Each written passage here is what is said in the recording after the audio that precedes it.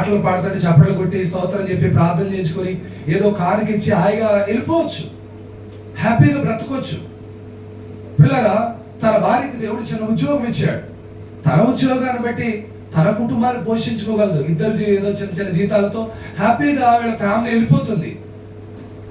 నాకు తెలుసుండి వీళ్ళకైతే ఆర్థికమైన కొదువులు కానీ పరిస్థితులు కానీ ఇబ్బందులు కానీ ఏమీ లేవు. అంటే ఇప్పుడున్న పరిస్థితుల్లో వీళ్ళకున్న ఈ స్థలాలు ఇళ్ళు ఇట్లు ఈ సంబంధంగా అంటే ఆశతో పాటు అప్పుడు అది పెద్ద కామన్, అది పెద్ద విషయమే కాదు. కానీ వ్యక్తిగతంగా బ్రతకడానికి అప్పులు చేసుకుని తినే పరిస్థితులు అయితే వాళ్ళకి లేవు. దేవుడు మహాకృపను బట్టి, దేవుడు వారికి ఇచ్చిన జ్ఞానాన్ని బట్టి వాళ్ళు చక్కగా హ్యాపీగానే బ్రతుకుతున్నారు. ఎక్కడ రాజీ పడకుండా అన్నింటిలో ఇంటి విషయంలో అన్ని కలిగి చక్కగా బ్రతుకుతున్నారు. బాగుంది లైఫ్. ఇప్పుడు సేవ అంటే ఒక ఆయన అన్నాడు, సేవ సావ అన్నాడు. సేవ ఒకసారి అంటారు మీరు కూడా, సేవ మీరు సేవ చేయదు కాబట్టి అనమాటాను మిమ్మల్ని. నేను చేస్తాను కాబట్టి మాకు ఎలాగే సావే. ఎందుకని ఎవరు ఏ మాట ఎవరు ఏమన్నా భరించాలా, దేనికైనా తల వంచాలా, రోషాన్ని చంపుకోవాలా. ఏమండి, ఒక రకంగా కాదు, పరిచర్యలోకి వచ్చిన తర్వాత చాలా రకాలుగా మేము శోధింపబడతాం, పరీక్షింపబడతాం, చాలా చాలా. అందుకనే సేవ సావ అన్నారండి. సేవ సావ అంటే చావడానికి చచ్చి బ్రతికేలాగా ఉంటేనే సేవలోకి రావాలి, లేకపోతే సేవలోకి రాకూడదు. సో నేను ఒక వీడికి చెప్పిన విషయం ఏంటంటే, అయ్యా నీవు సేవకుడు అని నాన్నగారు ఏంటి, అమ్మ ఏంటి, లేకపోతే మీ అత్తయ్య ఏంటి, వీళ్ళందరూ నిన్ను అన్నారు, మరి నువ్వు పరిచర్లోకి వస్తే బాగుంటుంది అన్నా. నేను చాలా సందర్భాలు చెప్పాను. కానీ పరిశుద్ధాత్మ దేవుడు తన హృదయాన్ని తాకాడు. స్తోత్రం చెప్పండి. తన హృదయాన్ని తాకాడు. ఆయన ఎందుకు, దేని ద్వారా హృదయం తాకాడు అని అంటే, ఈ యాక్సిడెంట్లు ఉన్నాయే చిన్నప్పుడు, ఓకే అది అయిపోయింది. ఇప్పుడు జరిగిన ఈ యాక్సిడెంట్స్ లో తన హృదయంలో ఒక భయము, నేను చచ్చిపోతే ఆ రోజు నన్ను మర్చిపోతాను, నేను చావడం దేవుడికి ఇష్టం లేదు.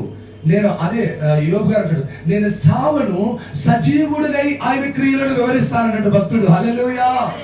దేవుడు చావకుండా సజీవుడిగా ఉంచి ఈ రోజు దేవుని యొక్క పరిచర్య చేయటానికి దేవుడు నిలబెట్టుకున్నాడండి. స్తోత్రం చెప్పండి. పిల్లరా, నేను చెప్తున్నాను, బ్రతుకు తీరు కోసం అయితే కాదు. మీకు ఆన్లైన్ ఇంకా అక్కర్లా, ప్రజెంట్ వాళ్ళకి ఏమో అంత అవసరం ఏం లేదు.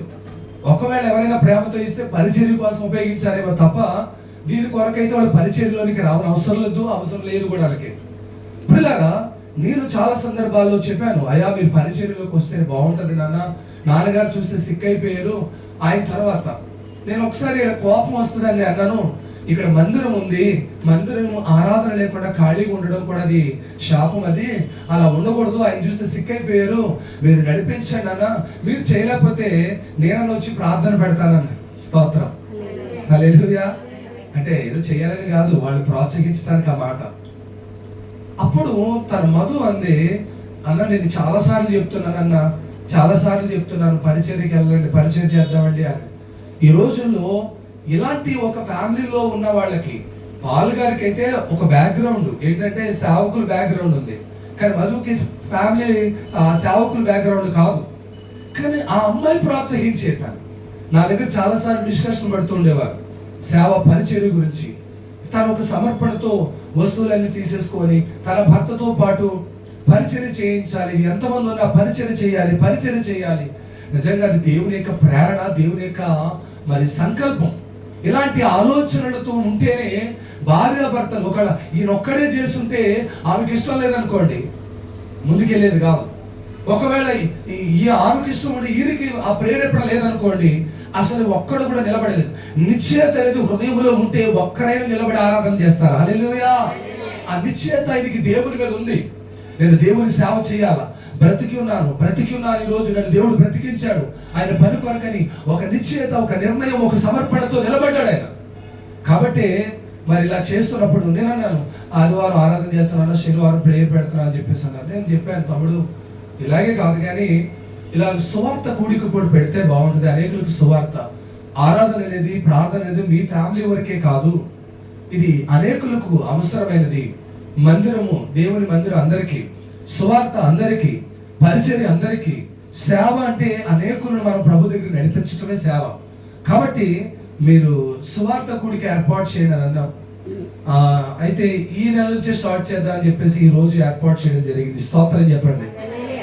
ఈ రోజు యాక్చువల్గా ఈ కూడికి బయట పెడదాం అనుకున్నాం, కానీ కొన్ని కారణాలుగా ఈరోజు ఒక సంతోషకరమైన విషయం ఏంటంటే మధు తన యొక్క బర్త్డే కనుక ఇలాగా నా బర్త్డే ముఖ్యం కాదు, కానీ దేవుని పని ఇలా ప్రారంభిస్తూ మేము కూడా మా కొరకు కూడా ప్రార్థన చేసినట్టు ఉంటుందన్నా ఈ రోజే పెడదామని చెప్పేసి ఒక డిసైడ్కి వచ్చి ఈ రోజు ఏర్పాటు చేశారు. స్తోత్రం చెప్పండి. హల్లెలూయా. ప్రియమైన దైవ జనాంగమా, ఇది వాళ్ళ యొక్క పరిస్థితి. కాబట్టి ఇక్కడ ఈ జరుగుతున్న ఈ పరిచర్య విధానాలు ఏదో కొత్తగానో లేకపోతే ఇది వరకు ఉండి లేదు మాకేంటి మాకు చర్చెస్ ఉన్నాయి. ఒకళ్ళ అకోర్స్ నేను చెప్తున్నాను, మీరు ఎవరు చర్చెస్కి వాళ్ళు వెళ్ళొచ్చు, మీరు ఎవరి ఆరాధనకు వాళ్ళు వెళ్ళొచ్చు, ఏ ఆరాధనకి వెళ్ళని వారు, ఏ మందిరానికి వెళ్ళని వారు, ఒకవేళ ఆత్మీయంగా బలపడాలని ఆసక్తి కలిగిన వారు, మీలో ఆసక్తి కలిగిన వారు ఉంటే రావచ్చు. ఒకవేళ మీ టైంలో మీరు అక్కడికి వెళ్ళినా వేరే మీకున్న వీలున్న సమయాల్లో ఆసక్తి ఉన్న సమయంలో ఇప్పుడు ఎలా వచ్చారో అప్పుడు కూడా పాలు పొందొచ్చు. ఎందుకంటే దేవుని మాటలు వినడం ఆత్మీయంగా బలపడడం మంచిదే. హల్లెలూయా. కాబట్టి ప్రియమైన దైవ జనాంగమా, ఎవరినో ఇబ్బంది పెట్టాలని ఎవరినో ఏదో చెయ్యాలని కాదు ఇక్కడ. కనుక దేవుని పని చేయాలి, దేవుని సువార్త ప్రకటించాలి, దేవుని వాక్యాన్ని ప్రకటించాలని ఒక కాన్సెప్ట్ తోటి ఇక్కడ ఈ పరిచర్యను కొనసాగిస్తున్నారు. వాళ్ళు ఆల్రెడీ రెడీగానే ఉన్నారు. ఎందుకంటే ఎవరున్నా లేకపోయినా మా కుటుంబంతో అయినా ఆరాధన చేస్తారు. అలా కొన్ని నెలలుగా జరుగుతూనే వస్తుంది ఇక్కడ. హల్లెలూయా. కాబట్టి దైవ జనాంగమా, ఆయా సందర్భాలు, ఆయా కూటాల్లో, ఆయా కూడికల్లో ఈ కుటుంబ పక్షంగా నేను చాలా సందర్భాలు ఇక్కడ నిలబడి మాట్లాడడం జరిగింది. చాలా సంతోషం. అయితే ఈరోజు ఉన్న ఉద్దేశాన్ని బట్టి ఇక్కడ ఏర్పాటు చేసిన ఈ కూడిక మరి ఆల్రెడీ ఆయన డేట్ అనౌన్స్ చేశాడు, ప్రతి నెల ఇలా జరుగుతుందని. అఫ్కోర్స్ డేట్ మరి ఆయనకు వచ్చిందేమో ప్రేరేపణ, ఏదేమైనా పర్వాలేదు, దేవుని చిత్తంలో దేవుని ఏర్పాటులో మరి ఇలా జరిగేటట్లుగా మీరు అందరూ కూడా ప్రార్థన చేయండి వాళ్ళిద్దరి కొరకు. ఎందుకంటే ఏమి ఆశించకుండా ప్రభు పరిచర్య చేయాలని ఒక తపనతో ఆశతో నిలబడ్డారు కనుక మీ అందరూ చేయదగిన ఒక మంచి పని ఏంటంటే వాళ్ళు మన ప్రాంతంలో మన ఊర్లో మన ఎదురుగుండా ఉన్న వీళ్ళు దేవుని పని చేయడానికి యోగ్యులుగా దేవుడు నిలబెట్టుకోవాలని వారి కొరకు ప్రార్థన చేయాలి. ఎందుకో తెలుసా, ఇదే పెంటపాడులో 1995 సంవత్సరంలో నేను ఇదే వీధిలో ఇక్కడ మన మరపట్ల పాపారావు గారి ఇంట్లో అద్దెకుండేవాడు. ఇక్కడ నుండి అద్దె సైకిల్ వేసుకుని సేవకి వెళ్తూ ఉండేవాడు. సో ఆ టైంలో ఇక్కడ చర్చెస్ ఏముండే కాదు. ఆ లూథరన్ చర్చ్ ఉండేది, ఆ లోపల పౌలు గారి చర్చ్ ఉండేది, మాణిక్యరావు గారిది చిన్న సంఘం. అప్పుడు ఒక తాటేకు పాక, అది నాకు బాగా గుర్తు. ఆ తాటేకు పాకలో నేను కూడా వాక్యం చెప్పాను అప్పుడు ఆయన ఉన్నప్పుడు. సో అలాంటిది అనమాట. నేను అప్పుడు చిన్న కుర్రోడిని, 19 సంవత్సరాల వయసు నాది అప్పుడు.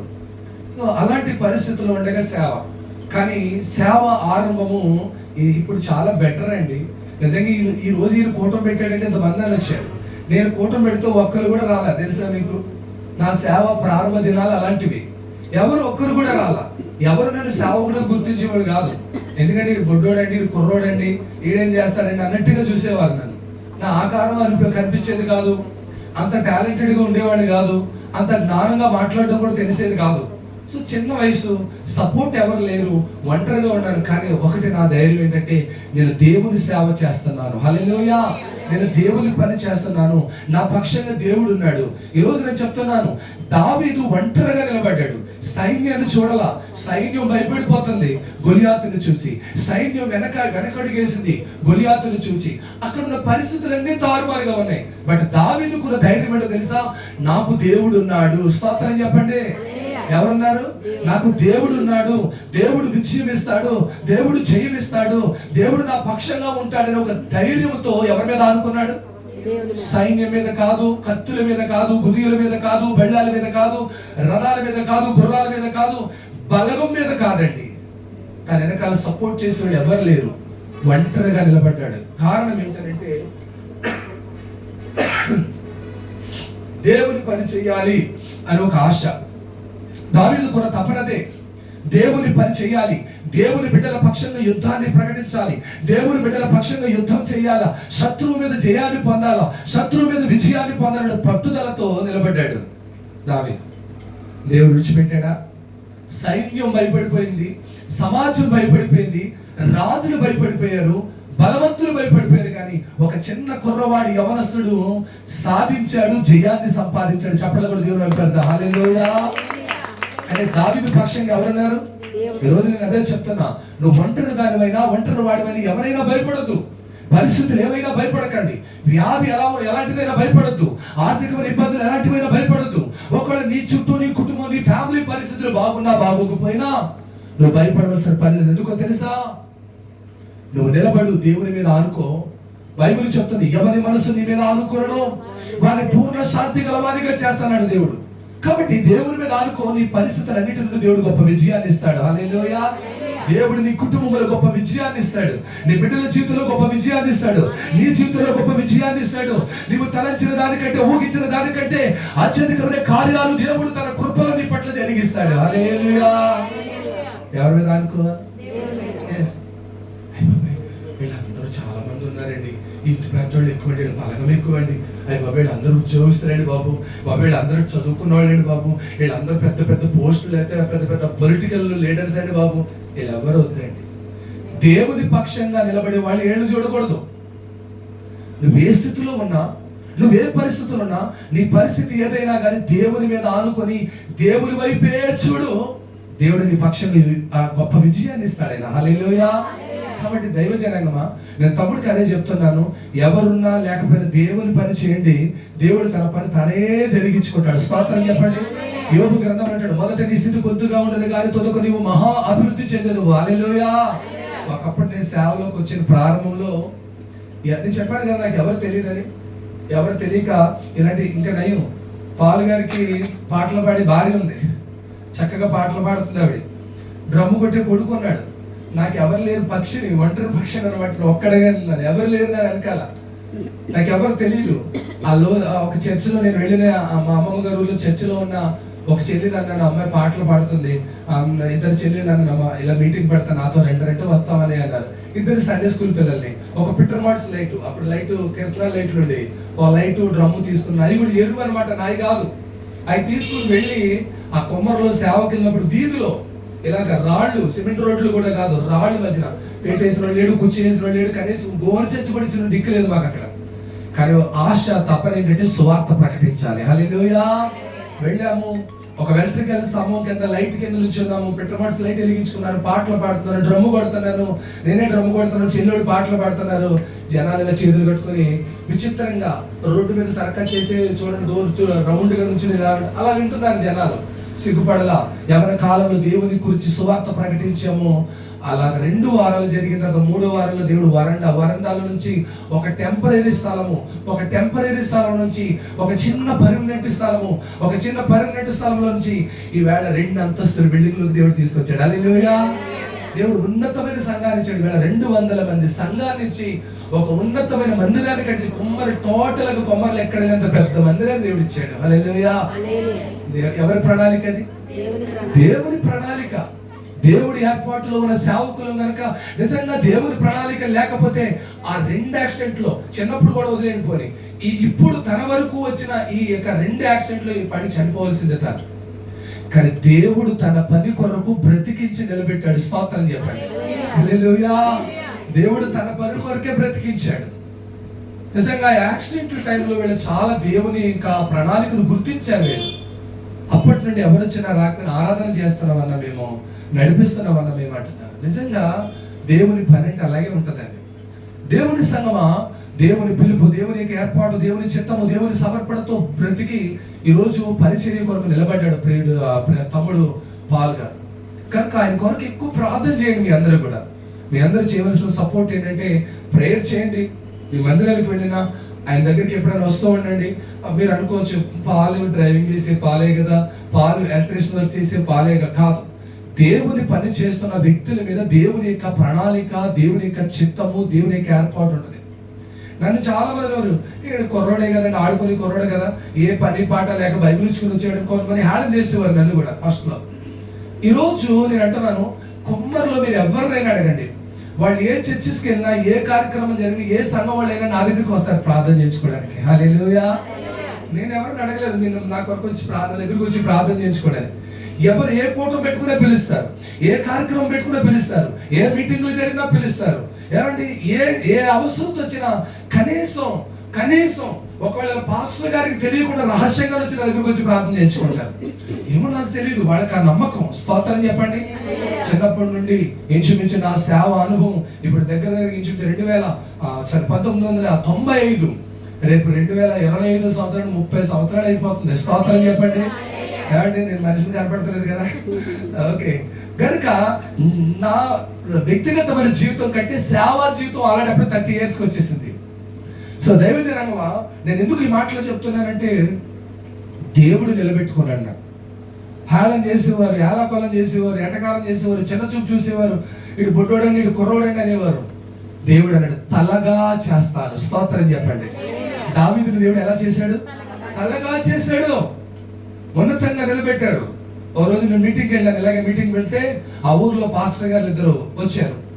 ఆయన నాకంటే వయసులో చాలా పెద్దోడు. వాడు ప్రసంగం చేయమని టైం ఇస్తే ఆయన మైక్ తీసుకున్నాడు. అంటే నేను వెళ్ళడం ఆ మీటింగ్ నాకు ఇష్టం లేక, మా సంఘస్థుల దగ్గర గీడు రావడం ఏంటని, మా సేవకులు కొన్ని బలహీనతలు ఇవే. అందుకే మీలాంటి విశ్వాసులు లోపైపోయారు సేవకులు. హలో, నేను వాళ్ళు ఏమి విమర్శించట్లేదు, కానీ అయినా సేవకులు ఎవరిని ఏమనకండి. సేవకుల కొరకు మీరు అందరూ ఏం చేయాలి? ప్రార్థన చేయండి. దైవజనులు ఎవరిని చూపించకూడదు, విమర్శించకూడదు.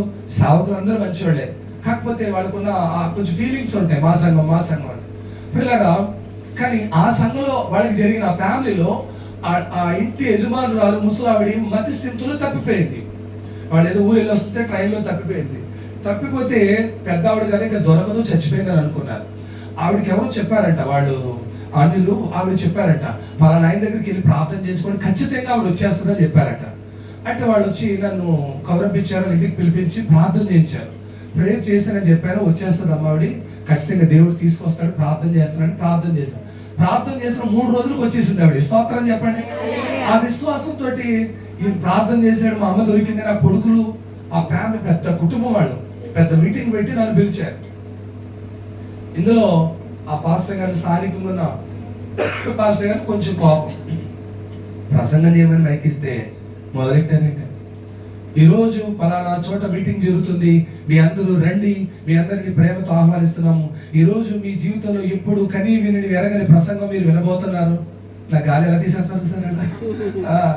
కనీ విని ఎరగని ప్రసంగం మీరు వినబోతున్నారు. ఒక సూపర్ మెసేజ్ మీరు వినబోతున్నారు. ఒక వండర్ఫుల్ మెసేజ్ మీరు వినబోతున్నారు. ఏ మాటలండి అనౌన్స్మెంట్ లో ఈ మాటలన్నీ. ఆయన చూస్తే వయసులో నాకు చాలా పెద్ద ఆయన, అప్పటికే ఇంచుమించు 50-60 సంవత్సరాలు ఉన్నాయి. సో నాకు అర్థమైపోతుంది, కానీ సరే ఏం మాట్లాడకూడదు అక్కడ. ఈరోజు మీ అందరికి మంచి వర్తమానం అందించడానికి కొమ్మరికి యువరాజ్ ఎవరు పొగుడుతారు ఈ మాటలు? సినిమా యాక్టర్ పొగుడుతున్నారు. ఈ మన మధ్యన ఒక డైనమిక్ హీరో లాంటి యువరాజు వస్తున్నాడు వాక్యం చెప్పడానికి. యువరాజు అలాంటి మాట్లాడితే అది ఎంత బాధాకరమైన విషయం. అంటే నన్ను ఇండైరెక్ట్ గా ఏం చేస్తున్నారు? వాళ్ళు తిడుతున్నారు ఇద్దరు కూడా ఇండైరెక్ట్ గా. నాకు అర్థమైపోయింది, సర్లే అని చెప్పేసి నాకు కొంచెం జ్ఞానం, దేవుడిచ్చిన జ్ఞానాన్ని బట్టి వాళ్ళు నాకు వాక్యాన్ని సమయించడం, నేను ఇచ్చిన టైం కంటే ఒక 10 minutes మాట్లాడి ముగించేశాను. అదేంటి మీరే చెప్తారు వాక్యం అనుకోవడానికి? లేదండి, వీళ్ళకి పెద్దలు ఉండగా నేను మాట్లాడకూడదని చెప్పేసి తగ్గించుకున్నాను. ఎందుకంటే తగ్గించుకున్నవారు దేవుడు హెచ్చిస్తాడు. ఈరోజు అలాగే యువరాజు, ఆ రాజు, యువరాజు, మా దేవుడు పలికించాడే వాళ్ళు ఒకటంట. నాకు గాలి తీయాలనుకున్నారు కదా, పలికించారేమో, నన్ను చిన్నతనం చేయాలనుకున్నారేమో, కానీ దేవుడు ఈ రోజు వాళ్ళు అన్నట్టుగానే ఉన్నతమైన స్థానంలో నిలబెట్టాడు. స్తోత్రం చెప్పండి. ఆ ఇద్దరు చచ్చిపోయారండి. నన్ను అన్న 2 సేవకులు చచ్చిపోయారు నడివయసులోనే. ఒక అతను 45 years చనిపోయాడు, ఒక అతను అలా వృద్ధాప్యంలోనే అలాగే చనిపోయాడు. అతను ఇద్దరు చనిపోయారు. ఈ రోజు నేను సజీవుడిగానే ఉన్నాను. ఇప్పుడు వాళ్ళందరి మధ్య ఏం చేస్తున్నాను? సేవ చేస్తున్నాను. స్తోత్రం చెప్పండి. కనుక దేవుని సేవకులు తక్కువ అంచనా వేయకూడదు ఎప్పుడు కూడా. నేను మరొకసారి ప్రేమతో చెప్తున్నాను, ప్రియులారా, మేమున్నది మీ క్షేమం కొరకు మాత్రమే. స్తోత్రం. ఒక తమ్ముడు చిన్నవాడు కావచ్చు, తన మీద తనను చూడకండి, పాలను చూడకండి, మధులు చూడకండి. ఆ మధువులైతే ఇలా మాట్లాడతా ఇవన్నీ కాదు మనకి. వారి మీద ఉన్న దేవుని అభిషేకాన్ని మనం చూడాలి. హల్లెలూయా. ఏం చూడాలా? దేవుని సమర్పణను చూడాలా, దేవునికి అభిషేకాన్ని చూడాలా. దేవుని సేవ చేస్తున్నారని ఒక సేవకుడిగా మాత్రం గుర్తించండి. నీ కొడుకైనా తమ్ముడైనా. మా అమ్మగారి చెల్లెలు ఉంది, ఆవిడ కొబ్బరే, అంటే చుట్టవరకంగా కాదు, కానీ ఆవిడ నేను వెళ్ళిన ఇంచుమించు 5 సంవత్సరాల వరకు నా మందిరానికి రాలేదు. ఆవిడ అంటే దేవుడిని అంతగా ఇష్టపడేది కాదు, రాలేదు. వచ్చిన తర్వాత ఈ రోజుకి సంఘంలో ఎప్పుడు మాట్లాడినా పాస్టర్ గారండి అంటది, పాస్టమ్మ గారు అంటది. ఇంటికి వెళ్ళాను అనుకోండి, బాబీ అని పిలుస్తారు. అంటే నన్ను అందరూ బాబీ అని పిలుస్తారని బాబీ అని చెప్తారు. బాబు గారు వచ్చాడు అని చెప్పేసి మామూలుగా మాట్లాడతారు. కనీసం మా పిండి మాట్లాడే విధానం, ఎవరైనా విశ్వాసాలు వచ్చారనుకోండి, అమ్మ పాస్టర్ గారు లేరా, లేదా పాస్టర్ గారు అలా మాట్లాడతాం. అంటే సేవకునిగా గుర్తింపు, సేవకునిగా విలువ, సేవకునిగా ఆలోచన. ఈరోజు నేను చెప్తున్నాను, మీ మధ్యన పుట్టి పెరిగిన పాలు గారిని మీ ప్రాంతంలో ఒక సేవకుడిగా మీరు గుర్తించగలిగితే మీరు దీవించబడతారు. హల్లెలూయా. ఒకవేళ ఆయన ఎలక్ట్రిషియన్ వర్క్ చేసినా, డ్రైవింగ్ వర్క్ చేసినా, ఆయన వర్క్ ఆయన కోసం తప్ప మిమ్మల్ని ఎవరిని ఇబ్బంది పెట్టడానికి కాదు, మీకు ఎవరికో ఆటంకం ఉండడానికి కాదు. ఆయన కేవలము ఆయనకున్న ఆలోచన, పరిచర్య విధానాల్లో మీ అందరి కొరకు ఈ రోజు ఒక సమర్పణతో ముందుకు వచ్చింది. ఎందుకో తెలుసా? మీ అందరి కొరకు ప్రార్థన చేయాలని. ఇందా చెప్పండి, సేవ. చెప్పండి, సేవ. అంతే కదా. ఇప్పుడు మీ అందరి కోసం తను చెప్పుకొని బ్రతకడానికి సిద్ధపడ్డాడు. మీ అందరి కొరకు ప్రార్థన చేయడానికి. మీరు ఎవరు వచ్చినా, అయ్యా మా కొరకు ప్రార్థన చేయండి, ఆడ ప్రార్థన చేస్తే ఏమవుతుంది అని అనుకోకూడదు. తెలిసిందే కదమ్మా, అది ఆ పిల్ల ఏం చేస్తారు. నో, కాదు. నీవు ఒక సేవకునిగా గుర్తించగలిగితే కనుక ఖచ్చితంగా మీరు దీవించబడతారు. ఒకవేళ దేవుడు ఆయన ఏర్పాట్లో ఉన్నారు కనుక, దేవుడు వాళ్ళని బ్రతికించుకున్నాడు కనుక, దేవుడి సేవకులకు నిలబెట్టుకున్నారు కనుక, దేవుడు ఆయనను ఈ రోజు మీ మధ్యన నిలబెట్టి ఒక సేవ చేసే ఒక వ్యక్తిగా, ఒక పాత్రగా దేవుడు వాడుకుంటాడు. కాబట్టి ఆయన తక్కువగా చూడొద్దు. దయచేసి ఒక సేవకునిగా చూడండి. అవసరమైతే ప్రేయర్ చేయించుకోండి. పర్లేదు, కూర్చోండి అలా, కూర్చోండి. చేయించారు కదా, కూర్చోండి. పరిచయం చేసేవారిగా గుర్తించండి. కేవలం అంటున్నాను, నువ్వు వెళ్ళి ఒక సేవకుడిని తయారు చేయలేవు, నువ్వు వెళ్ళి ఒక సేవకుడిని నడిపించలేవు, నువ్వు వెళ్ళి ఒక సేవకుడిని పిలవలేవు. కానీ మీ మధ్యలో ఒక సేవకుడు దేవుడు లేవనెత్తుకున్నాడు కనుక ఆయన కొరకు మీరు ఏం చేయాలా? ప్రార్థన చేయండి. నువ్వు గుర్తించినా గుర్తించకపోయినా కనీసం ఆయన కొరకు ఏం చేయాలా? ఒక విశ్వాసిగా మన మధ్యన ఒక సేవకుడు దేవుడు లేవనెత్తుకున్నాడు కనుక ఆయన కొరకు మీరు ఏం చేయాలంట? ప్రార్థన చేయండి ఆయన కొరకు. ఆయనకంటే వయసులో చిన్నాడు అనుకోండి, అయ్యా అన్నయ్య దీవించిన ఆయన, అన్నయ్య నీ సేవకుడిగా వాడుకో ప్రభా. ఒకరి వయసులో ఆయనకంటే పెద్దవాడు అనుకో, తమ్ముడిని దీవించిన ఆయన, తమ్ముడు సేవలు వాడుకో ప్రభా, నీ జ్ఞానం ఇచ్చి వాడుకో ప్రభా, తమ్ముడిని నీ చిత్తంలో నీ ప్రణాళికలో వాడుకొని ప్రార్థన చేయండి. ఒక తల్లి వరుస కలిగిన వాడు అనుకోండి, అయ్యా కొడుకు లాగా ఉంటాడయ్యా నా పాలు, ఆ కొడుకు లాంటి నీ బాబు దీవించిన ఆయన, పరిచయం నిలబెట్టుకో ప్రభా, ఇంకా నీ జ్ఞానం ఇచ్చి వాడుకో ప్రభా అని. ఎందుకో తెలుసా? ప్రారంభంలో అందరు ఇలాగే కనపడతామండి. నేను చెప్పాను కదా, నా ప్రారంభం అదే. కానీ ఈరోజు దేవుడు ఒక ఉన్నతమైన స్థానంలో, ఒక ఉన్నతమైన పరిస్థితుల్లో దేవుడు నిలబెట్టుకున్నాడంటే కారణం ఏంటో తెలుసా? అది ఎవరి ప్రణాళిక? దేవుని ప్రణాళిక. మాకు తాడేపల్లిగూడలో యునైటెడ్ పాస్టర్ ఫెలోషిప్ ఉంది, యూపీఎఫ్ అని. ఆ తమ్ముడు నాన్నబాబు కూడా అందులో ఉన్నారు. అయితే ఇంచుమించు 5 మండలాల సేవకులు ఉంటారు అందులో. మన పెంటపాడు నుంచి నిడమర్రు, గడపవరము, ఒంగుటూరు, తాడేపల్లిగూడెం, ఇంచుమించు 5 మండలాలు. ఈ 5 మండలాల్లో నన్ను ఒక సేవకుడు అన్నాడు, అరే మనం ఇలా ఉండకూడదు నాయన, మనకు కూడా ఒక యూనిటీ ఉండాలి, ఒక సహవాసం ఉండాలి, సేవకులందరికీ ఏదైనా సమస్య వచ్చినప్పుడు సహవాసం ఉంటుంది, రండి అన్నాడు. నేను వెళ్ళిన తర్వాత, నేను అదే ఫస్ట్ టైం వెళ్ళాను. ఫస్ట్ మంత్ వెళ్ళిన తర్వాత ఆ మంతే అక్కడ కమ్యూనియన్, మాకు సేవకులు కూడా కమ్యూనియన్ ఇస్తారు. సరే, నేను వెనకాల కూర్చొని మోకరించి ప్రేయర్ చేసుకుంటున్నాను. అందరూ సీనియర్ సేవకులు, ఇంచుమించు 150 మంది సేవకులు ఉన్నారు అక్కడ. సో అక్కడ ఉండి నేను అనుకున్నాను, ప్రభా ఇలాంటి యూనియన్స్ లో ప్రెసిడెంట్లు, సెక్రటరీలు వీళ్ళందరూ ఉంటారు, ఇది చాలా ఉన్నతమైనది. కానీ నేను ఆ పదవి గురించి ప్రార్థన చేసుకోవాలా. ఆ బల్ల ఇస్తున్నప్పుడు చాలా మంది నా చేతుల మీద చాలా మంది విశ్వాసాలకు బాప్టిస్మాలు ఇచ్చాను, పెళ్లిళ్ళు చేశాను, శంకుస్థాపనలు చేశాను, గృహ ప్రవేశాలు చేశాను, పేర్లు పెట్టాను, అన్న చాలా చేశాను ఈ సేవ పరిచయం. బట్ అంతమంది సేవకులకి మన చేతులతో కమ్యూనియన్ ఇవ్వడం అనేది గొప్ప ఆశీర్వాదం. నాకు ఎందుకు అలా అనిపించింది, ఇలాంటి సేవకులకి, ఇలాంటి ఒక యాజక బృందానికి నా చేతుల మీద రొట్టిస్తే ఎంత బాగుండు. అలాంటి ఆధిక్యత కావాలంటే మనం ఒక ఉన్నతమైన క్యాడర్లో ఉండాలి. వాళ్ళకి మాత్రమే యోగ్యత ఉండదు, అందరికీ అర్హత ఉండదు అనుకున్నాను.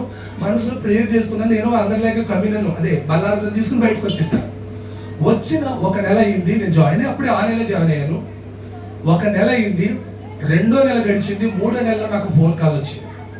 ఏంటి ఆ ఫోన్ కాల్ అంటే చూడ అద్భుతం చెప్తాను. సారీ, 2వ నెలలోనే ఫోన్ కాల్ వచ్చింది.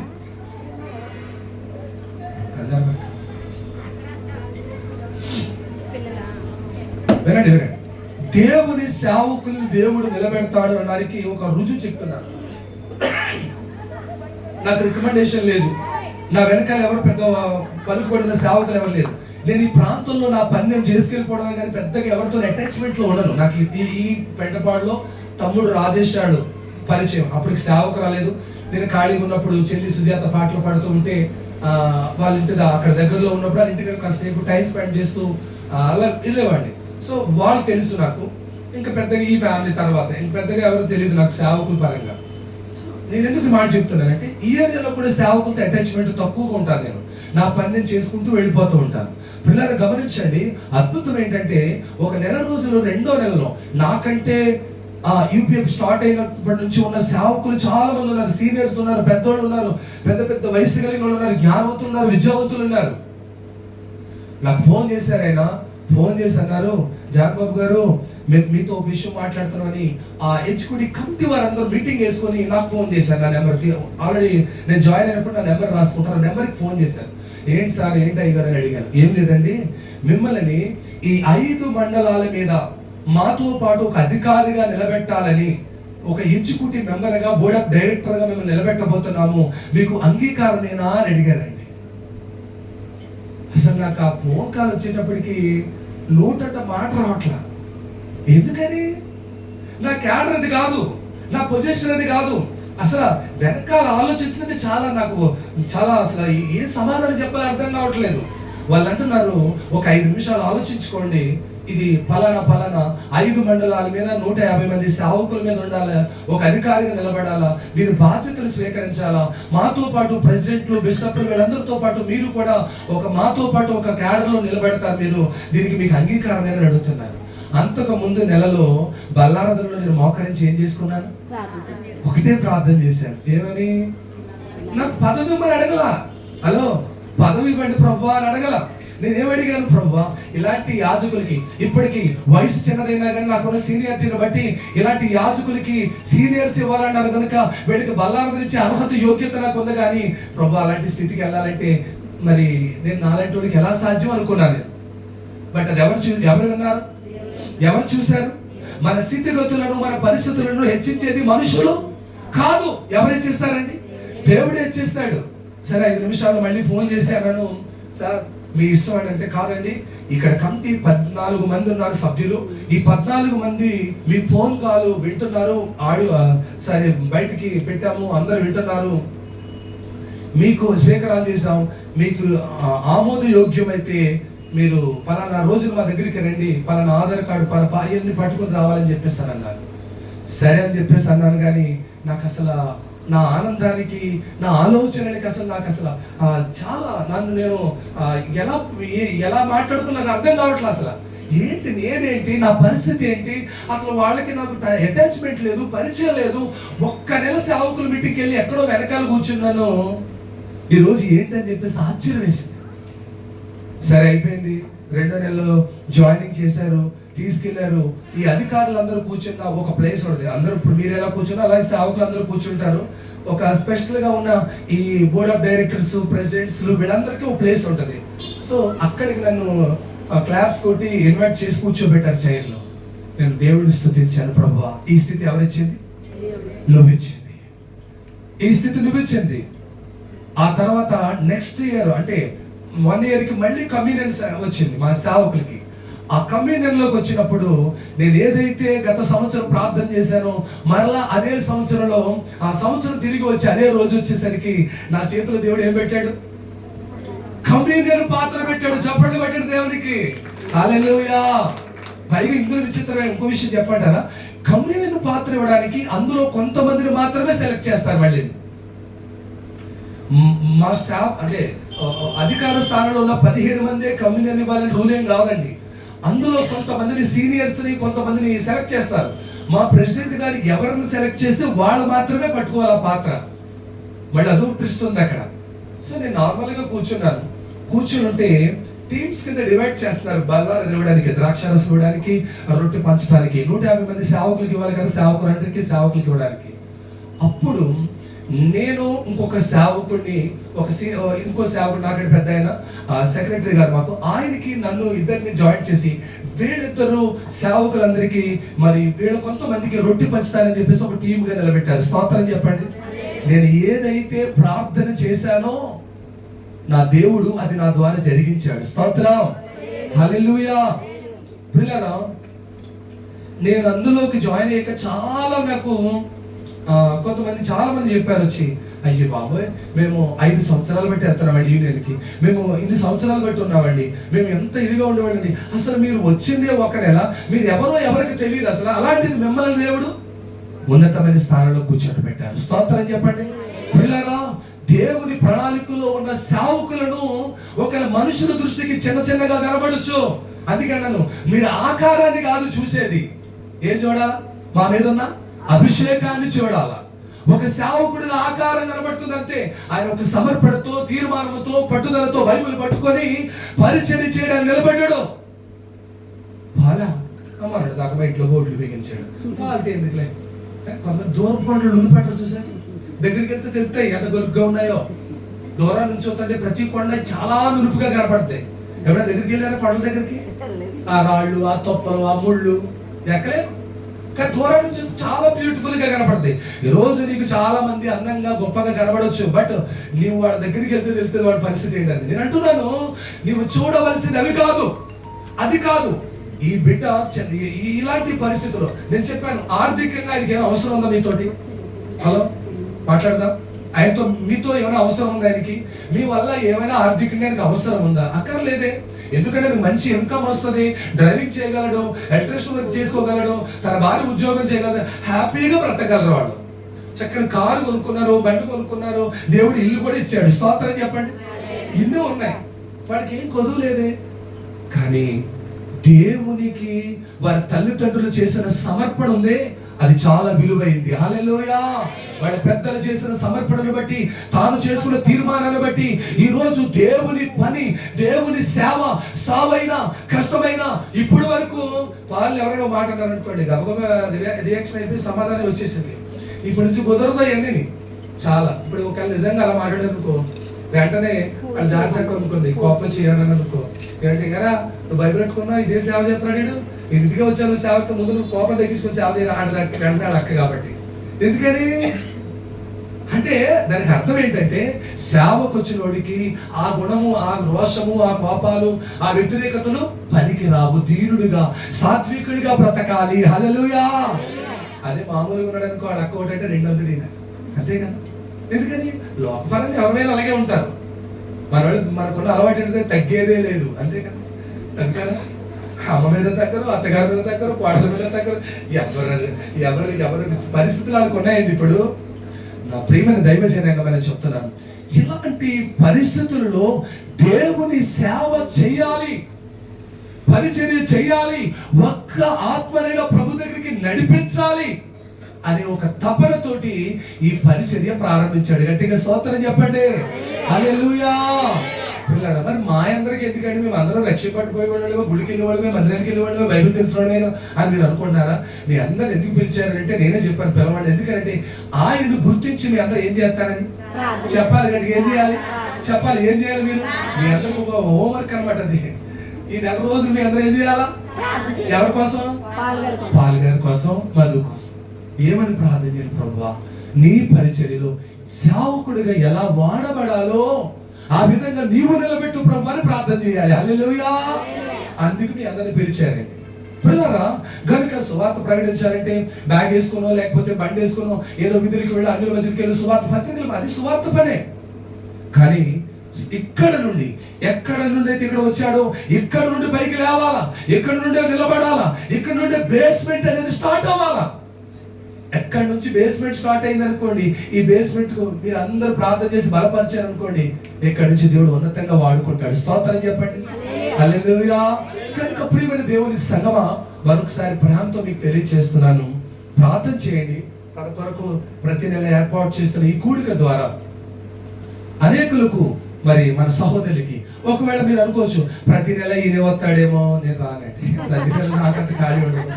ఏమండి, నేను అలా అనుకోక్కర్లేదు. ఖచ్చితంగా మరి ఆయా సందర్భాల్లో సేవకులు వస్తారు, ఎవరస్తులేని సేవకులు వస్తారు, మంచి సేవకులు పిలుస్తారు, అప్పుడప్పుడు నేను కనపడుతూ ఉంటాను, అప్పుడప్పుడు సేవకులు వస్తూ ఉంటారు. చక్కగా మనందరము ఒక ఆత్మీయ కుటుంబముగా కట్టబడదాం. హల్లెలూయా. మరి ఎక్కడికి వెళ్ళినా ఎవరి దగ్గరికి వెళ్ళినా మనందరూ సహోదరులే కదండి. ఎవరండి వాళ్ళు? సహోదరులు. సహోదరులు అంటే అక్కడ లూథరన్స్ లేదా బైబిల్ మిషన్ లేదా పెంతెకోస్తు ఏం లేదు, సహోదరులు అంతే. స్తోత్రం చెప్పండి. మనం ఎక్కడికి వెళ్ళినా సహోదరులు, దేవుని పిల్లలము, దేవుని ప్రజలము, ఆయన ప్రజలము, ఆయన మేపు గొర్రెలము, మనమందరం ఆయన ప్రజలము కనుక మనము ఆయన వారము. ఎవరి వారం అండి? మనకు దేవుని బిడ్డలం అండి. మనందరిలో ఒక యూనిటీ ఉండాలా, ఒక ఐక్యత ఉండాలా. మన ప్రాంతంలో ఉన్న సేవకులు అందరి కొరకు ప్రార్థన చేయాలా. ఈయనే కాదు, ఇక్కడ ఎంతమంది సేవకులు ఉన్న వారందరి కొరకు ప్రార్థన చేస్తూ ఉండాలా. ఏమంటే పిల్లరా, అలాగూ మన ప్రాంతాలలో ఇంకా అనేక మంది, మనలో మనము పంతాలు పట్టింపులు కాదు కానీ మనం అనేకులకు సువార్త ప్రకటించేవారుగా, సువార్త పనులు సహకరించేవారుగా బైబిల్ చెప్తుంది. ఆ సహకారుల పేర్లు జీవ గ్రంథములో వ్రాయము అన్నాడు. ఏ సహకారులు? మీలాంటి సహకారులు. స్తోత్రం చెప్పండి. మేమేం చేసామండి? వచ్చాము, కూర్చున్నాము, పెడితే పోతే వెళ్ళిపోతాం కదండి అనుకుంటున్నారా? మీ అందరూ చేసిన ప్రార్థన సహాయం. స్తోత్రం చెప్పండి. ఏ సహాయం? అందుకే అన్నాడు కదా, సహకారులు. ఇందులో పరిచయం చేసిన వాళ్ళు ఉండొచ్చు, వడిన వాళ్ళు ఉండొచ్చు, వడ్డించిన వాళ్ళు ఉండొచ్చు, ఒకవేళ ప్రేమతో ఇచ్చేవాళ్ళు ఏమైనా ఉంటే ఇవ్వచ్చు, లేదా ఇలాంటి రకరకాల సహకారాలు ఉంటాయి. మిమ్మల్ని ఎవరిని చేయమంటలేదు కానీ అర్థమవడానికి చెప్తున్నాను. కానీ మీరు చేస్తున్న కనీసం ఈ ప్రేయర్ సహాయం, ఇలాంటి ప్రతి సహాయాన్ని ఎవరు గుర్తిస్తారు? దేవుడు గుర్తిస్తాడు. ఆ సహకారుల పేర్లు జీవ గ్రంథములో వ్రాయమన్నది. కనుక మీరు చేస్తున్నది ఈ పరిచర్యకు రేపు పొద్దున్న ఈ పెద్ద మాస్టర్ గారు అయిపోయిన తర్వాత నిలబడినప్పుడు సాక్షి చెప్తాడు. ఏమని చెప్తాడు తెలుసా? నాకు ఆవిడ పేరు తెలుసు, అందుకే అత్తమారు ఆవిడ పేరు చెప్తాను, ఝాన్సీ గారు. మా ఝాన్సీ అక్క, నేను కూటం పెట్టుకుంటే అలా వచ్చి పాప నేను ఎలా చెప్పలేదు అక్క, ఈ రోజు నేను ఉన్నతమైన సేవకుడు అయ్యానంటే మా అక్కలు నా కొరకు ఎంతో ప్రార్థన చేశారు. ఇలా చెప్తాడు. లక్ష్మమ్మ గారు ఉన్నారు, ఆంటీ గారు, ఎప్పుడు ప్రార్థన పెట్టినా కాదరగడ వచ్చి కూర్చుని నన్ను ఎంతో ప్రేమించేవారు లక్ష్మి ఆంటీ గారు. నిజంగా ఈ రోజు ఇంత ఉన్నతమైన స్థానంలో ఉన్నారంటే ఈ తల్లులందరూ ప్రార్థన చేయబట్టే. చూసారా? ఇప్పుడు కనబడదు. అందుకని చెప్పు, మొదట నీ స్థితి కొంచెముగా ఉండును. ఎందుకంటే ఆశీర్వాదం ఇచ్చేది, అభివృద్ధిని ఇచ్చేది ఎవరు? దేవుడు. మనం అనుకుంటాం ఏదో చెప్తున్నానులే, అంత స్టేజ్ వచ్చేద్దా, అంత పరిస్థితి వచ్చేద్దా అనుకుంటారు కొంతమంది. పిల్లలు నేను చెప్తున్నా, ఒకవేళ ఆయన సామాన్యుడే కావచ్చు కానీ ఆయన వెనకాల ఉన్నవాడు గొప్ప దేవుడు. స్తోత్రం చెప్పండి. ఆయన సామాన్యమైన వ్యక్తి కావచ్చు, ఆయన పట్టుకున్న బైబిల్ ఉంది, ఇది చాలా పరిశుద్ధమైన గ్రంథము, శ్రేష్టమైన గ్రంథము, ఒక వాగ్దాన పూర్తమైన గ్రంథం. ఇది దేవుడు ఆయన నిలబెట్టుకుంటాడండి. నువ్వు నేను కాదని నిలబెట్టేది. మేము చెప్పినంతకాలం సేవ చేయలేదు ఆయన. ఏమండి? దేవుడు మొత్తం మీద 2 పల్టీలు వేసిన తర్వాత ఆ తర్వాత అప్పుడు గుర్తొచ్చింది దీనికి, బాబోయ్ ఇక చచ్చిపోతే ఆ రోజే పరదేశులు ప్రియురాలు పాట అయిపోను, జ్ఞాపకాలు కోటాలు అయిపోను. ఇది కాదు నా జీవితం. మా అమ్మ నన్ను సమర్పించింది, మా నాన్న నన్ను సమర్పించారు, నా భార్య నన్ను సేవ చేయమంది, అన్న జాన్ బాబుని సేవ చేయమన్నారు, నా కుటుంబం, నా ఫ్యామిలీ, మా చెల్లెలు సేవ చేయమన్నారు, నా ఫ్యామిలీ అంతా చెప్పిన వినలేదు. ఇప్పుడు ఎవరు చెప్తే అడిగినా అది మీరు ఎవరు చెప్పిన వినలేదు. అప్పుడు ఇంతగా ఇది సేవకి ఇంత నిలబడి ఇంత మొండిగా ఇద్దరున్న ముగ్గురున్న చేతనంటే నేను చెప్పినట్టు కాదండి. ఎవరు చెప్పినట్టు చేస్తున్నాడు? ఇప్పుడు దేవుని భయం వచ్చింది ఆయన. స్తోత్రం చెప్పండి. నేను దేవుని పిలుపుని నిర్లక్ష్యం చేస్తున్నాను, దేవుని యొక్క సమర్పణ నిర్లక్ష్యం చేస్తున్నాను. ఈ రోజు ఇంకా బతికి బట్ట కడుతున్నానంటే ఎవరి కృప? బ్రతికి ఉన్నానంటే నీ కృప, జీవిస్తున్నానంటే నీ కృప. ఏ యోగ్యత నాలో లేదు, ఎంత భాగ్యమునిచ్చావు, పరిశుద్ధత నాలో లేదు, నీ ప్రేమను చూపావు.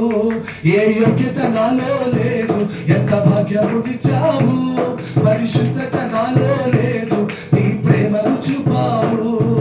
యేసయ్యా నా యేసయ్యా, యేసయ్యా నా యేసయ్యా, యేసయ్యా నా యేసయ్యా, యేసయ్యా నా యేసయ్యా. బ్రతికి ఉన్నానంటే నీ కృప, జీవిస్తున్నానంటే నీ కృప. ఏ యోగ్యత నాలో లేదు, ఎంత భాగ్యమునిచ్చావు, పరిశుద్ధత నాలో లేదు, నీ ప్రేమను చూపావు. హల్లెలూయా. చూసుకోవడానికి యోగ్యతలు ఏమి లేవండి, అర్హతలు ఏమి లేవు, కేవలం ఆయన కృప మాత్రమే. స్తోత్రం. ఆయన కృప మాత్రమే నిలబెట్టింది. ఆయన దర్శించాడు దేవుడు. దేవుడు ఒక నిశ్చయిత నుంచి నిలబెట్టుకున్నాడు దేవుడు ఆయన పని కొరకు. దైవ జనాంగమా, ఈరోజు యేసుక్రీస్తు ప్రభువారు కూడా అదే చెప్పారు. తన శిష్యులను పిలిచి, మీరు వెళ్ళండి, సర్వ సృష్టికి వెళ్ళి సర్వ జనులకు సువార్తను చెప్పండి. ఏ వార్త? మనం అనుకుంటున్నాము పాస్టర్ గారులే సువార్త ప్రకటిస్తారు అనుకుంటారు చాలా మంది. హలో, ఎవరు? పాస్టర్ గారులే సువార్త ప్రకటిస్తారు. సరే, అలా అనుకుంటే యోహాను సువార్తలో ఒక సహోదరులు, మీ అందరికి బైబిల్ తెలుసు కాబట్టి నేను మీకు టూకీగా చెప్పుకుంటూ వెళ్ళిపోతున్నాను. యోహాను సువార్తలో ఒక సహోదరు ఉంది. ఆమె సమరయస్త్రీ. ఎవరండి? సమరయస్త్రీ. సో ఆమె చేసిన పని ఏంటంటే, నీళ్లు పట్టుకెళ్దాం, నా పని నేను చేసుకుందాం, నా వృత్తి నేను చేసుకుందాం, నా బతుకు నేను బతుకుదాం, ఇది ఆవిడ పని. ఇప్పుడు ప్రతి వాళ్ళ ఉద్దేశం ఏంటంటే, మా వ్యాపారం నేను చేసుకుందాం, నా ఉద్యోగం నేను చేసుకుందాం, నా పని నేను చేసుకుందాం, నా కూలి పని నేను చేసుకుందాం, నా ఉద్యోగం నేను చేసుకుందాం, నా వర్క్స్ నాకు ఉన్నాయి కదా, ఈ తలపోట్లు, ఈ సేవ, ఈ విధానాలు మనకెందుకని పాస్టర్ గారు చూసుకుంటారు అనుకుంటారు చాలా మంది. అది కాదండి. ఇప్పుడు ఆమె వచ్చింది, నిజానికి ఆమె కూడా అదే ఉద్దేశంతో వచ్చింది. ఎందుకంటే ఆమెకి సరైన వాక్యం తెలీదు, ఆమెకి సరైన ఆత్మీయత తెలీదు, సరైన లోతైన అనుభవం తెలీదు, మారు మనసు అనుభవం లేదు ఆమెకి, లేక పరిశుద్ధమైన జీవితం లేదు ఆమెకి. ఆమె ఉన్న పరిస్థితులు వేరు, ఆమె ఉన్న స్థితిగతులు వేరు, కానీ దేవుడి గురించి తెలుసు. అయితే వచ్చింది, వచ్చి అన్నారు, అక్కడ ప్రభు అన్నారు, నాకు వచ్చి దాహానికి ఇస్తావమ్మా అని అడిగారు. అంటే అక్కడ జరిగిన ఒక చిన్న ఇన్సిడెంట్ ఏంటి, యేసు ప్రభు అన్నారు, మీరు వెళ్ళి ఆహారం తీసుకురండి, ప్రక్కనే ఉన్న టౌన్కి వెళ్ళండి, తాడేపల్లిగూడెం వెళ్ళి టౌన్ ఉంది, అక్కడికి వెళ్ళి ఆహారం తీసుకురండి అని చెప్పేసి శిష్యులు పంపించారు. మరి మీరేం చేస్తారు ప్రభు? నేను వెయిట్ చేస్తాను, మీరు వెళ్ళండి అని చెప్పేసి అన్నారు. ప్రభు ఉద్దేశం వెయిట్ చేయడం అంటే అర్థం ఏంటో తెలుసు. అక్కడ ఒక అద్భుతం జరగబోతుంది. ఏంటి అద్భుతం అంటే, బావి దగ్గరికి ఇదే రోజు, ప్రతిరోజు ఈ టైంలో ఒక ఆమె వస్తుంది. ఈ రోజు ఆమెతో మాట్లాడదాము, ఆమెకు సువార్తను ప్రకటిద్దాము, ఆమెకి నా ప్రేమను ప్రకటిద్దామని చెప్పేసి ప్రభు కాన్సెప్ట్ పెట్టుకుని ఆమె అక్కడికి వెళ్ళారు, వచ్చారు, ఇద్దరి మధ్య డిస్కషన్ జరిగింది.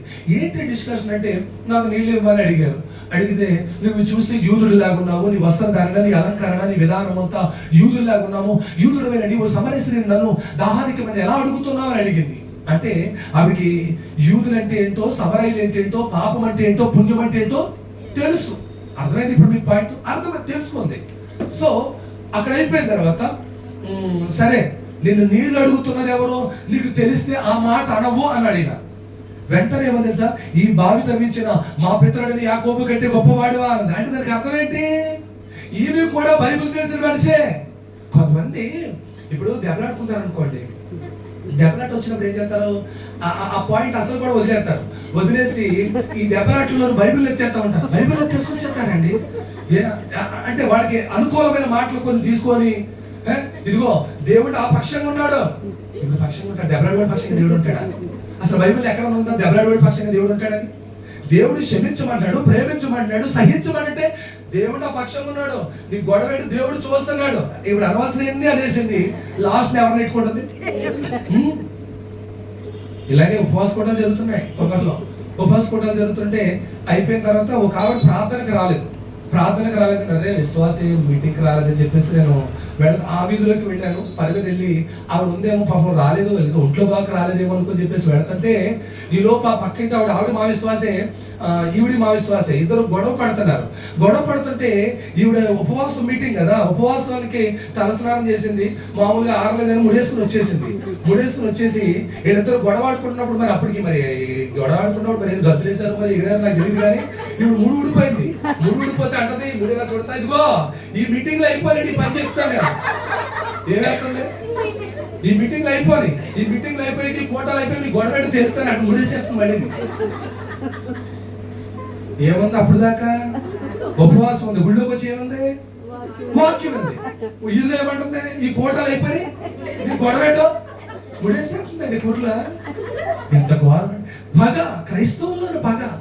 అని దేవుని పిల్లలని చెప్పుకోవడానికి సిగ్గు లేదా మనకు అలాంటి మాటలు? దేవుని పిల్లలే పగపట్టేవారుగా ఉంటే, దేవుని పిల్లలే అసూయపడేవారుగా ఉంటే, దేవుని మందిరానికి వెళ్ళి బాప్తిసం పొందిన నువ్వు, బైబిల్ పట్టుకున్నా నువ్వే ఇలాంటి లక్షణాలు కలిగి ఉంటే అన్యులకి ఏం చెప్తావండి? మనము అన్యులకి ఏం చెప్పగలం? మనం చెప్పండి. అసలు నాకు సిగ్గేసింది, ఎంత తిరిగి వచ్చేసి అడతాను చెప్పాలనుకుంటా. ఎందుకు మరి? చూసారండి, నో, దేవుని పిల్లలు ఉండవలసిన లక్షణాలు కాదు.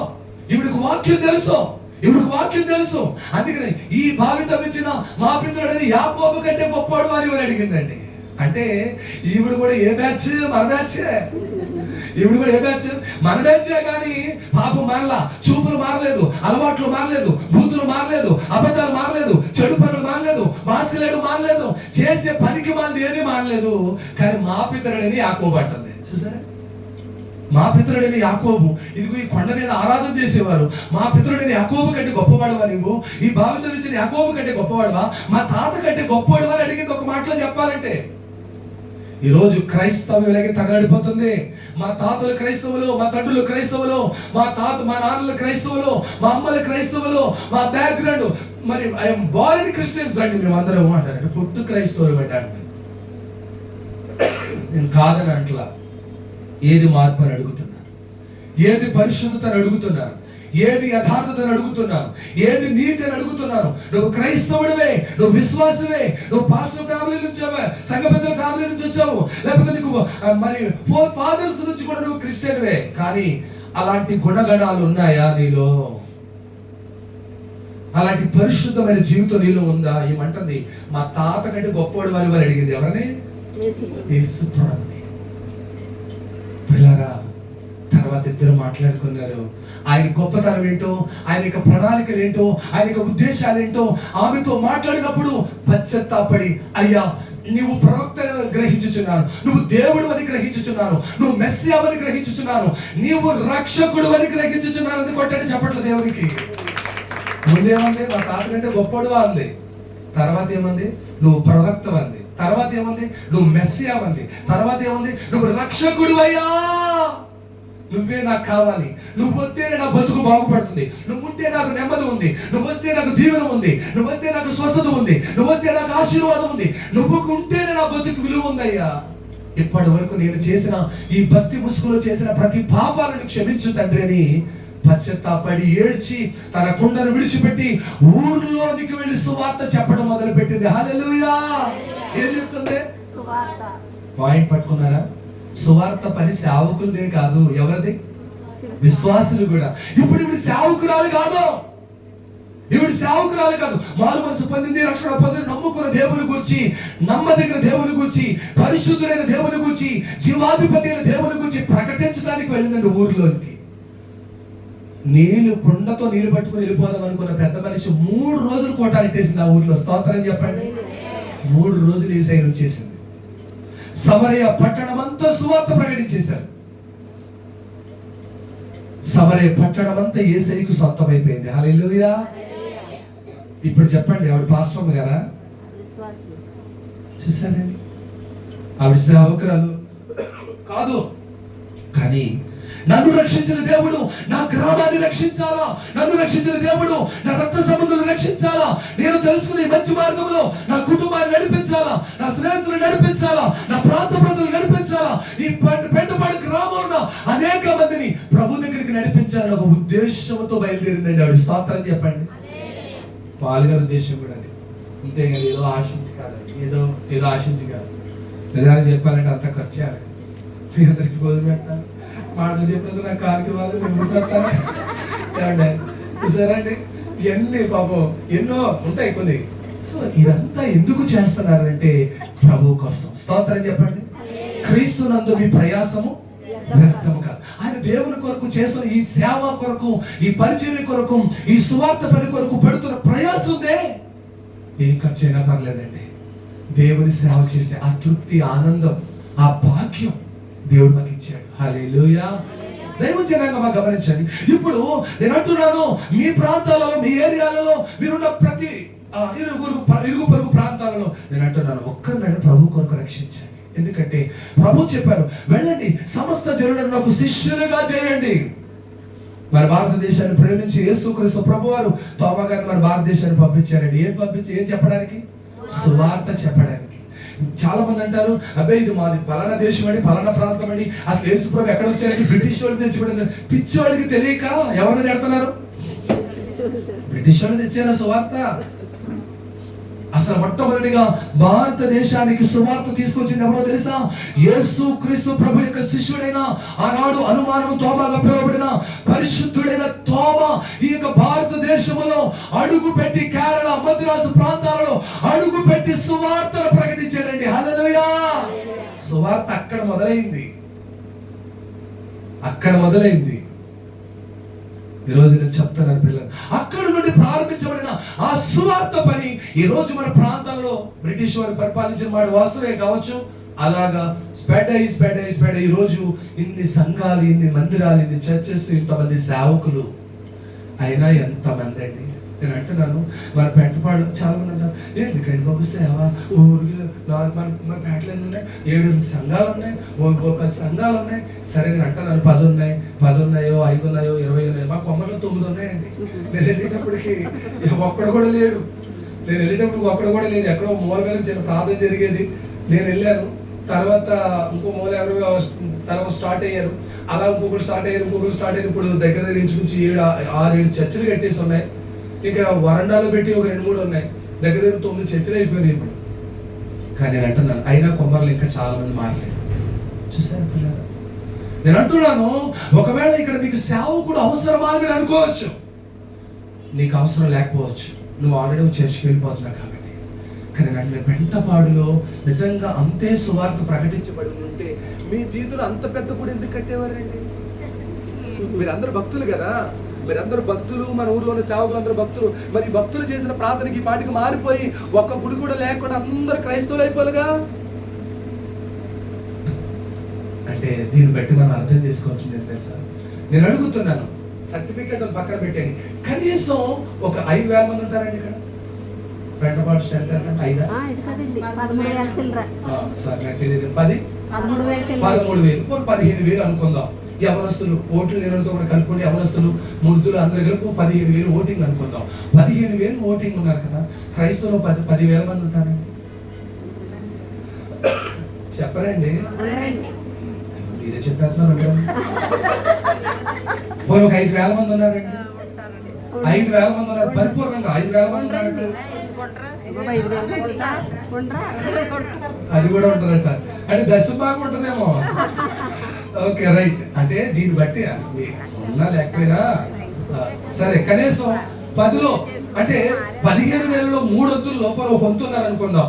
సిస్టర్ గారు అన్నట్టు 5,000 మంది ఉన్నారు అనుకున్నారు. మరి ఉన్న 10,000 మందిని ఏం చేద్దాం? వదిలేద్దాం? భారం లేదా? ఎవరు రక్షిస్తారండి వాళ్ళని? ఎవరికి వాళ్ళే ఆయన చేస్తాడే, ఈయన చేస్తాడే. ఒక పరిధి తీసుకొని, ఒక గీత తీసుకొని, ఈ పరిధిలో అమ్మయ్య మా సంఘము 10 మంది, 20 మంది, 50 మంది, 100 మంది, 200 మంది అయిపోయింది సంఘం. మరి నశించిపోతున్న వాళ్ళు ఎవరు రక్షిస్తారు?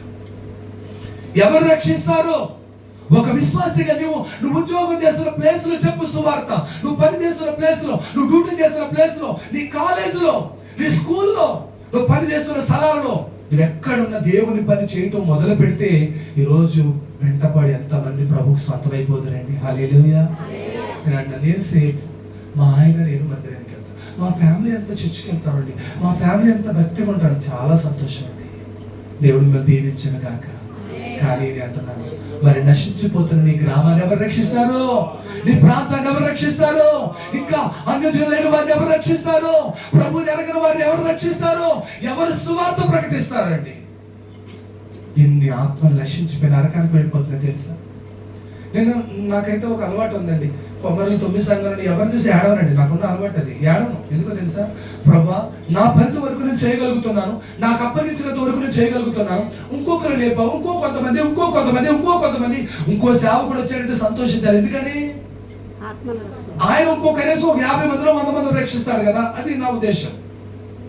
నేను అలాగే అనుకుంటాను. పిల్లరా, ఒకవేళ లేదు, వీళ్ళు కూడా కొంతమంది ఎలా ఉన్నారంటే సేవకులు కూడాను ఈ మధ్యన వీళ్ళు వెరైటీ సేవ అంటే అన్యుల దగ్గరికి వెళ్ళి, తెరగనుల దగ్గరికి వెళ్ళి చెప్పడం కష్టం అవుతుందని చెప్పేసి బొట్లకి వేస్తారు. గ్యాలం బొట్లో చేపలు గ్యాలం వేస్తే ఈజీగా. ఇప్పుడు చెరువులోనో కాళ్ళలో గ్యాలం వేసారు, పొద్దు నుండి సంద దాకా కూర్చుంటే పడితే ఎత్తలేదు. అదే పట్టేసిన గంపలో బొట్లో ఉన్నాయి చేపలు, అలా ఇవి గ్యాలం వేయండి, బోళ్ళని పడిపోతాయి, బోళ్ళు లాగేయచ్చు. ఎవరికండి దేవుడు హర్షించడు. నేను అంటున్నాను, నేను తమ్ముడు కూడా చెప్పాను, నాన్న ఎవరు చర్చిలో ఏ చర్చికి వెళ్ళి ఆ చర్చికి పోనవండి, వాళ్ళు డిస్టర్బ్ చేయకండి, ఎప్పుడైనా ప్రేయర్స్కి రమ్మనండి, చక్కగా వాక్యం వినమండి. బట్ దేవుడిని ఎరగని వాళ్ళని పిలవండి, దేవుని ఎరగని వాళ్ళకి సువార్త ప్రకటించండి, దేవుని ఎరగని వాళ్ళ దగ్గరికి సువార్తను పంపించండి, వాళ్ళకి దేవుని సువార్త ప్రకటించాలి. హల్లెలూయా. ఏ సువార్త ప్రకటించాలి? నేను ఇప్పుడే దారిలో వస్తా ఒక ఫ్యామిలీ నాకు మాట్లాడే దారిలో వాళ్ళు బిజినెస్ చేస్తారు, వాళ్ళు మందిరానికి వెళ్ళారు. నేను మాట్లాడాను వాళ్ళతో, ఆగాను. అక్కడ ఆగి, తమ్ముడు పలానా చోట మీటింగ్ జరుగుతుంది, మీ ఇద్దరు రండి అన్నారు. అన్న మరి టైం 9 గంటలకే ముగించేస్తారు అంటున్నారు కదా, మాకు షాప్ కట్ చేయడానికి లేట్ అవుతాను. ఒకవేళ ఇప్పుడు కుదరకపోతే తమ్ముడు ప్రేయర్ పెడుతున్నారు, ఆదివారం రండి తమ్ముడు అని చెప్పాను. వాళ్ళిద్దరికి చెప్పాను. అలాగే అన్న ట్రై చేస్తామన్నా ఖచ్చితంగా అని చెప్పేసి అన్నారు. ఎందుకు చెప్తున్నారంటే వాళ్ళు మందిరానికి వెళ్ళరు, వాళ్ళు ఏ మందిరానికి వెళ్ళేవాళ్ళు కాదు. కాబట్టి పిల్లరా, ఈరోజు నేను చెప్తున్నాను, ఇలాంటి కాన్సెప్ట్ నుండి, ఇలాంటి విలువ నుండి ఈరోజు ఒక పాలు గారే కావచ్చు, ఇక్కడ సిస్టర్సే కావచ్చు, తల్లులే కావచ్చు, మీరందరూ సువార్త ప్రకటించండి. హల్లెలూయా. పౌలు గారు అన్నాడు, అయ్యో సువార్త ప్రకటించిన నాకు శ్రమ అన్నాడు. సువార్త ప్రకటించకపోతే మనకి ఏంటంట తెలుసుకున్నాం కదా. జీవిమాల్లో నుండి ఒక చీర కొంటే 2 చీరలు ఆఫర్ అంటండి. ఒక చీర కొంటే మరి మంది గట్టు అంటండి. ఒకటి కొంటే 2 ఇచ్చేస్తున్నాడు అంటండి. 500 ఇటు ఒక చీర కొంటే 500 చీరలు వచ్చేస్తున్నాయండి. అబ్బా ఊరుకుంటారా? ఝాన్సీ గారు ఈవిడ చెప్పింది, తెలీదా ఆఫర్ పెట్టే పండగ వస్తుంది, ఎల్లు ఈవిడిలో మీ చెల్లికి చెప్తుంది, ఈ చెల్లెలు ఆ చెల్లికి చెప్తుంది, ఆవిడలా సిస్టర్కి చెప్తుంది, ఆవిడ లక్ష్మాంటికి చెప్తారు, ఇలా ఇంకో సిస్టర్కి చెప్తారు. ఒకరికొకరు మిమ్మల్ని ఎవరైనా చెప్పమని చెప్పారా? మిమ్మల్ని ఎందుకు చెప్పారు? మనకి అవుతుందా? ఎంత కంగారు వచ్చారో, ఎంత పరుగు ఎల్లు మళ్ళీ ఏరేసుకుంటారో. కంగారి ముందు వెళ్ళేదాకా కూడా నిద్ర మనకి మనశ్శాంతి ఉండదు. ఏమండి, అలాంటి విషయాలు తెలుసుకొని నువ్వు పొందుకున్న ఆ లాభాన్ని ఇతరులు కూడా పొందుకోవాలని నిజంగా మంచి ఉద్దేశం నీకు ఉంది. ప్రేమతో చెప్తున్నావు. నేను అన్నాను, అంతకంటే శ్రేష్టమైన దేవుడి గురించి చెప్తున్నారా మీరు? అంతకంటే శ్రేష్టమైన, ఇదిగో ప్రతి నెల మీటింగ్ వెళ్ళండి, మనం కూడా ప్రార్థన చేద్దాం. అవసరమైతే వచ్చిన సేవకులతో మనం కూడా ఏం చేసుకుందాం, ప్రార్థన చేసుకుందాం. మనమందరం మనం వెళ్ళినా ఆ ప్రార్థన ద్వారా బలపడదాం. మన రోజుల కోసం ప్రార్థన చేసుకుందాం, సమస్యల కోసం ప్రార్థన చేసుకుందాం, అవసరాల కొరకు ప్రార్థన చేసుకుందాం. చక్కని దేవుని వాక్యం విందాం, దేవుళ్ళో బలపడదాం. స్తోత్రం చెప్పండి. ఇలాంటి ఆలోచన రావాలి. ఇప్పుడు ఎంతమంది వచ్చాను లెక్కెట్టుకున్నాను నేను. వచ్చిన మీటింగ్కి ఎంతో ఇందాక మన కాన్సెప్ట్ ఏంటి, ఒకళ్ళు వాళ్ళు చెప్పారుగా, మీరు అందరూ కలిసి ఇంతమంది డబుల్ రావాలి వచ్చిన స్తోత్రం. వస్తారా? కనీసం అవ్వటన్నారండి. దేవుడు మిమ్మల్ని దీవించను గాక, దేవుడు మిమ్మల్ని బలపరచును గాక. ఏమంటే ఒక్కరికైనా ప్రభుని గురించి చెప్పండి. ఎవరో ఒకరు కనపడతారు. వ్యాధులతో ఉన్నవాళ్ళు చాలా మంది ఉన్నారండి.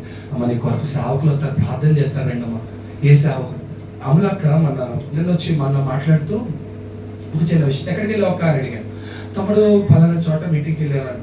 నేను అన్నాను, అక్క నువ్వు వార్నింగ్ చర్చికి వెళ్తున్నావు, నువ్వు ఎక్కడికో వెళ్తావు, అక్కడికి వెళ్ళి వస్తున్నావు, మళ్ళీ ఇక్కడికి ఎందుకు అక్క అంటే ఏమండి, తమ్ముడు అందరూ సేవకులే తమ్ముడు, నువ్వు మీటింగ్ ఎట్లా వస్తాను తమ్ముడు. ఎందుకు తెలుసా? ఏ సేవకుడు ప్రార్థన చేస్తే ఏ మేలు కలుగుతుందో, ఏ స్వస్థత వస్తుందో, ఏ దీవెన వస్తుందో, ఏ ఆశీర్వాదం వస్తుందో, దేవుడు ఏ విధంగా బలపరుస్తాడని ఒక ఆశతో వెళ్తాను తమ్ముడు. స్తోత్రం చెప్పండి. ఆశ గల ప్రాణాన్ని దేవుడు తృప్తిపరుస్తాడు. ప్రియమైన దేవుడి జనాంగమా, నేను చెప్పేది ఏంటంటే ఎన్నో తరగతి నా కాన్సెప్ట్ కాదు. దైవజనులు వస్తున్నారు మన ప్రాంతంలో, రిసీవ్ చేసుకోగలగాల. సువార్త మీటింగ్ జరుగుతుంది, రిసీవ్ చేసుకోగలగాలి. ఏదో వాక్యం నన్ను బలపరుస్తుంది, ఏదో ఒక మాట నన్ను ఆదరిస్తుంది, ఏదో ఒక మాట నన్ను ధైర్యపరుస్తుంది, ఏదో ఒక మాట నన్ను పరిశుద్ధంగా ఉంచుతుంది. దేవుడి సన్నిధికి వెళ్ళటం ఎందుకంటే అది మేలే. స్తోత్రం. ఏంటి చెప్పండి, మేలే. ఈరోజు మా కొమ్మలో మీటింగ్ జరుగుతున్నాయి. నిజానికి వాస్తవానికి మనకి కొంచెం వాళ్ళకి అటాచ్మెంట్ తక్కువ, ఎందుకంటే పీడి చంద్రరావు బ్యాచ్ అనమాట. సో వచ్చారు, నా దగ్గరకు వచ్చారు, అయ్యా మీరు రావాలండి, ఎలాగండి, అదండి ఇదండి అని చెప్పేసి సంఘం అంతా వాళ్ళు నడిపించే వాళ్ళు అందరూ వచ్చారు. నేను చెప్పాను, నాకు మొదటి రోజు మీటింగ్ ముందు మరి అక్కడికి వెళ్ళిపోతున్నాను, 2వ రోజు వీలైతే వస్తాను, 3వ రోజు ఈ రోజు నాకు ఖాళీ లేదు, ఈ రోజు కూడా మీటింగ్ ఉందని చెప్పాను. రాత్రి వెళ్ళాను, చిన్న మాటలో వాక్యం చదివాను, కూర్చున్నాను, అయిపోయింది. భోజనం పెట్టారు, ప్రేమగా భోజనం చేసి వచ్చేసాను. ఎందుకంటే ఇప్పుడు వాళ్ళు ఏ డినామినేషన్ మనకు అనవసరం, మనం ఏ ప్రేమ చూపించాలా చెప్పండి, ఏ ప్రేమ. అందుకని పౌలు గారు అంటాడు, క్రీస్తు యేసుకు కలిగిన ఈ మనసులో మీరును. డినామినేషన్ కాదు, పరలోకాన్ని తీసుకెళ్ళేది. చచ్చాక అందరూ ఒక చోటే పెడతారు, భూమి ఇక్కడ ఈ నేల అదేమంటుంది ఈ మట్టిలోనే పెడతారు. సో పరలోకాన్ని విడిది నీ ఆత్మ, అంతేగాని డినామినేషన్ ఆ డినామినేషన్ నో ఏమి ఉండవండి. పరలోకంలో ఏమి ఉండవండి. నువ్వు పరిశుద్ధంగా ఉన్నావా లేదో దేవుడు చూస్తాడు, నువ్వు యథార్థంగా ఉన్నావా లేదో దేవుడు చూస్తాడు, నువ్వు నీతిగా ఉన్నావా లేదో దేవుడు చూస్తాడు, నీ భక్తి ఎంత క్వాలిటీతో ఉందో, వాక్యానుసారం ఉందా లేదో దేవుడు చూస్తాడు. అదే ఆయన చూసే క్వాలిటీ. చేరు వెళ్ళారు, అయిపోయింది. మా సంఘస్థులు అన్నారు, అయ్యగారు వెళ్ళమంటారండి అని. వెళ్ళండి, వెళ్ళి దేవుడు మాటలు వినరండి, వాక్యమే కదా అక్కడ చెప్పేది, సినిమా కాదు కదండి, మనం వెళ్ళండి. అంటే కొంతమందికి ఒక భయం ఉండదు, వెళ్ళాం. ఎందుకని వాళ్ళ మాటలకి వెళ్ళి అట్రాక్ట్ అయిపోయి నాకైతే ఆ భయం లేదు. ఎందుకని నేను నా సంఘాన్ని, నాకు అప్పగించిన బిడ్డలని నమ్మకంగా నడిపించగలను దమ్ము ధైర్యం నాకు ఉంది. ఈ ధైర్యం లేని ఏం చేస్తారు, వీళ్ళు వస్తే అలా జంప్ అయిపోతారేమో, అలా వెళ్ళిపోతారేమో భయం వాళ్ళకి. కొంతమంది వెళ్ళవరండి. నేను అలాగే ఊళ్ళో ఎవరు కూడా అంటే అనమాట, వెళ్ళండి వాక్యం రండి, వాక్యం వచ్చేయండి మన దొడ్లోకి మళ్ళీ ఎక్కడ పడ అడ్డుకుపోకండి. కొంతమంది ఇల్లు కాడ దొరికిందో సొంత అడ్డుకుపోతారు కొంతమంది. అలా అడ్డుకుపోకూడదు. మనకున్న పరిధిలో మనం ఉండాలి, అంతవరకే. మనం ఎంతవరకు ఉండాలి అంతవరకు నిలబడాలి. పిల్లరా గమనించండి, ఇప్పుడు తాను అనుకుంది సమరయ స్త్రీ, నేను నా పని కాదు అని అనుకోలేదు, నా దేవుని గురించి ప్రకటించాలి. స్తోత్రం చెప్పండి. నేను అంటున్నాను, ఇక్కడ ఉన్న ప్రతి చెల్లికి, తల్లికి, తమ్ముడికి, బ్రదర్కి చెప్తున్నా, మీ అందరి గ్రామం కొరకు ప్రార్థన చేయండి. దేవుడు అనేక మందిని గ్రామంలో రక్షించును గాక, అనేక మందిని దేవుడు పట్టుకొనును గాక, దేవుడు అనేక మంది ప్రజలను ఆకర్షించును గాక. దేవుడే మన ప్రార్థనల ద్వారా, ఈ వాక్యముల ద్వారా, సువార్త ద్వారా కొన్ని ఆత్మలను ప్రభు రక్షించును గాక. అది ఎవరి ఏర్పాటు? దేవుని చిత్తం. బాప్తిస్మం ఇచ్చే యోహాను గారు యోర్దాను నదిలోకి వెళ్ళి బాప్తిస్మం ఇస్తున్నప్పుడు అది యూదా ప్రాంతం వాళ్ళందరికీ, ఆ నది యోర్దాను నది ప్రాంతం వాళ్ళందరికీ సువార్త ప్రకటిస్తున్నారు. ఆయన ఇందాక చెప్పారు కదా, సర్ప సంతానమా, రాబో ఉగ్రత నుంచి మీకు బుద్ధి చెప్పేవాడు ఎవడో, ఇదిగో ఉగ్రత దినాలు రాబోతున్నాయని చెప్పేసి ప్రకటిస్తున్నప్పుడు వారు తమ తమ పాపములు ఒప్పుకొని వచ్చి ఆ యోహాను గారి చేతులు ఏం పొందారట? బాప్తిస్మం పొందారట. ఎంతమంది ఇక్కడ బాప్తిస్మం పొందిన వారు ఉన్నారు? ఒకవేళ ఉంటే మీరు ధన్యులే. ఒకవేళ ఇంకా పొందకపోతే కనుక ప్రేయర్ చేసుకోండి, పరిపూర్ణతలోనికి రండి, దేవుడు మీతో మాట్లాడినప్పుడు రక్షణ పొందండి. పిల్లరా, అంటే యోహాను గారు నా పని కాదు, అక్కడ ఒక మాట అన్నాడు, నా వెనుక వచ్చిన వాడు చాలా శక్తిమంతుడు, పరిశుద్ధుడు, నీతిమంతుడు, లోక పాపలు మోసుకుని పోవు ఒక దేవుని గొర్రెపిల్ల రాబోతుంది, ఆయన చెప్పుల వారు విప్పుటకి నేను యోగ్యుడను కాదు అన్నాడు. అలాగే మూల కూర్చోలేదు కదా, ఆయన పని ఆయన ఉన్నంతకాలం చేశాడు, చేయవలసిన వెనకాల వచ్చాడు, ఆయన పని ఆయన చేశారు, ఆయన వెళ్ళిపోయారు. ఇప్పుడు శిష్యులు పంపించారు, శిష్యుల పని అయిపోయింది. తర్వాత మన సేవకులు పౌలు గారు ఇంకా కొంతమంది వచ్చారు, కొంతమంది వాళ్ళందరూ పరిచయం చేశారు. ఈ రోజు నాలాంటి సేవకుల్ని, ఇలాంటి సేవకుల్ని, అది వెనకాల ఉన్న నాలుగు గారి సేవ, ఇలాంటి సేవకులు దేవుడు లేవనెత్తుతున్నాడు. ఇప్పుడు దేవుడు ఆయన పని కొరకు ఒక పాత్రగా వాడుకుంటాడు. అందరూ ఒకలాగా ఉంటున్నాడు, ఒక్కొక్కరిని ఒక్కొక్క విధంగా దేవుడు వాడుకుంటాడు. అంతే ఆయన చిత్తంలో, ఆయన ప్రణాళికలో దేవుడు ఒక్కొక్కరిని ఒక్కొక్క రీతిగా వాడుకుంటాడు. దేవుడు అది దేవుని ఉద్దేశమైంది, దేవుడి ప్రణాళిక అయి ఉన్నది. కనుక ఏదైనా దేవుని పని చేయాలి. మనం ఏ పని చేయాలి చెప్పండి? దేవుని పని. అందుకేనండి పాటలు. కాబట్టి దేవుని పని ఎందుకు చేయాలండి అయ్యారు? ఇందాక చెప్పాను కదా, అనేక మంది నశించిపోతున్న వారి కొరకు. మన పరిధి వరకే సంఘాలు, మన పేటలలోను మన పరిధి వరకే చర్చెస్, కానీ అన్యజనుల మధ్య చాలా మంది అలాగే బంధకాలు మిగిలిపోతున్నారు. పిల్లలు ప్రార్థన చేయండి, ప్రభు చిత్తం అయితే వాళ్ళ దగ్గరికి వెళ్ళండి, అవకాశం ఉంటే సేవకులు కూడా పంపించమని ప్రార్థన చేయండి. సువార్త ప్రకటించి దేవుని కొరకు కొన్ని ఆత్మలను ఒక్క ఆత్మనైన ప్రభు కొరకు రక్షించగలిగితే దేవుడు మనల్ని చూసి సంతోషిస్తారండి. హల్లెలూయా. చివరికి ఒక మాట చదివి ముగిస్తానని చూద్దాం దయచేసి. మార్కు సువార్త మొదటి అధ్యాయము, మార్కు సువార్త మొదటి అధ్యాయము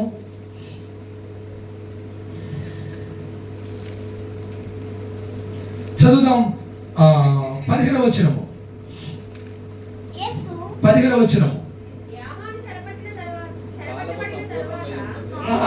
చదవండి. కాలము సంపూర్ణమై ఉన్నది,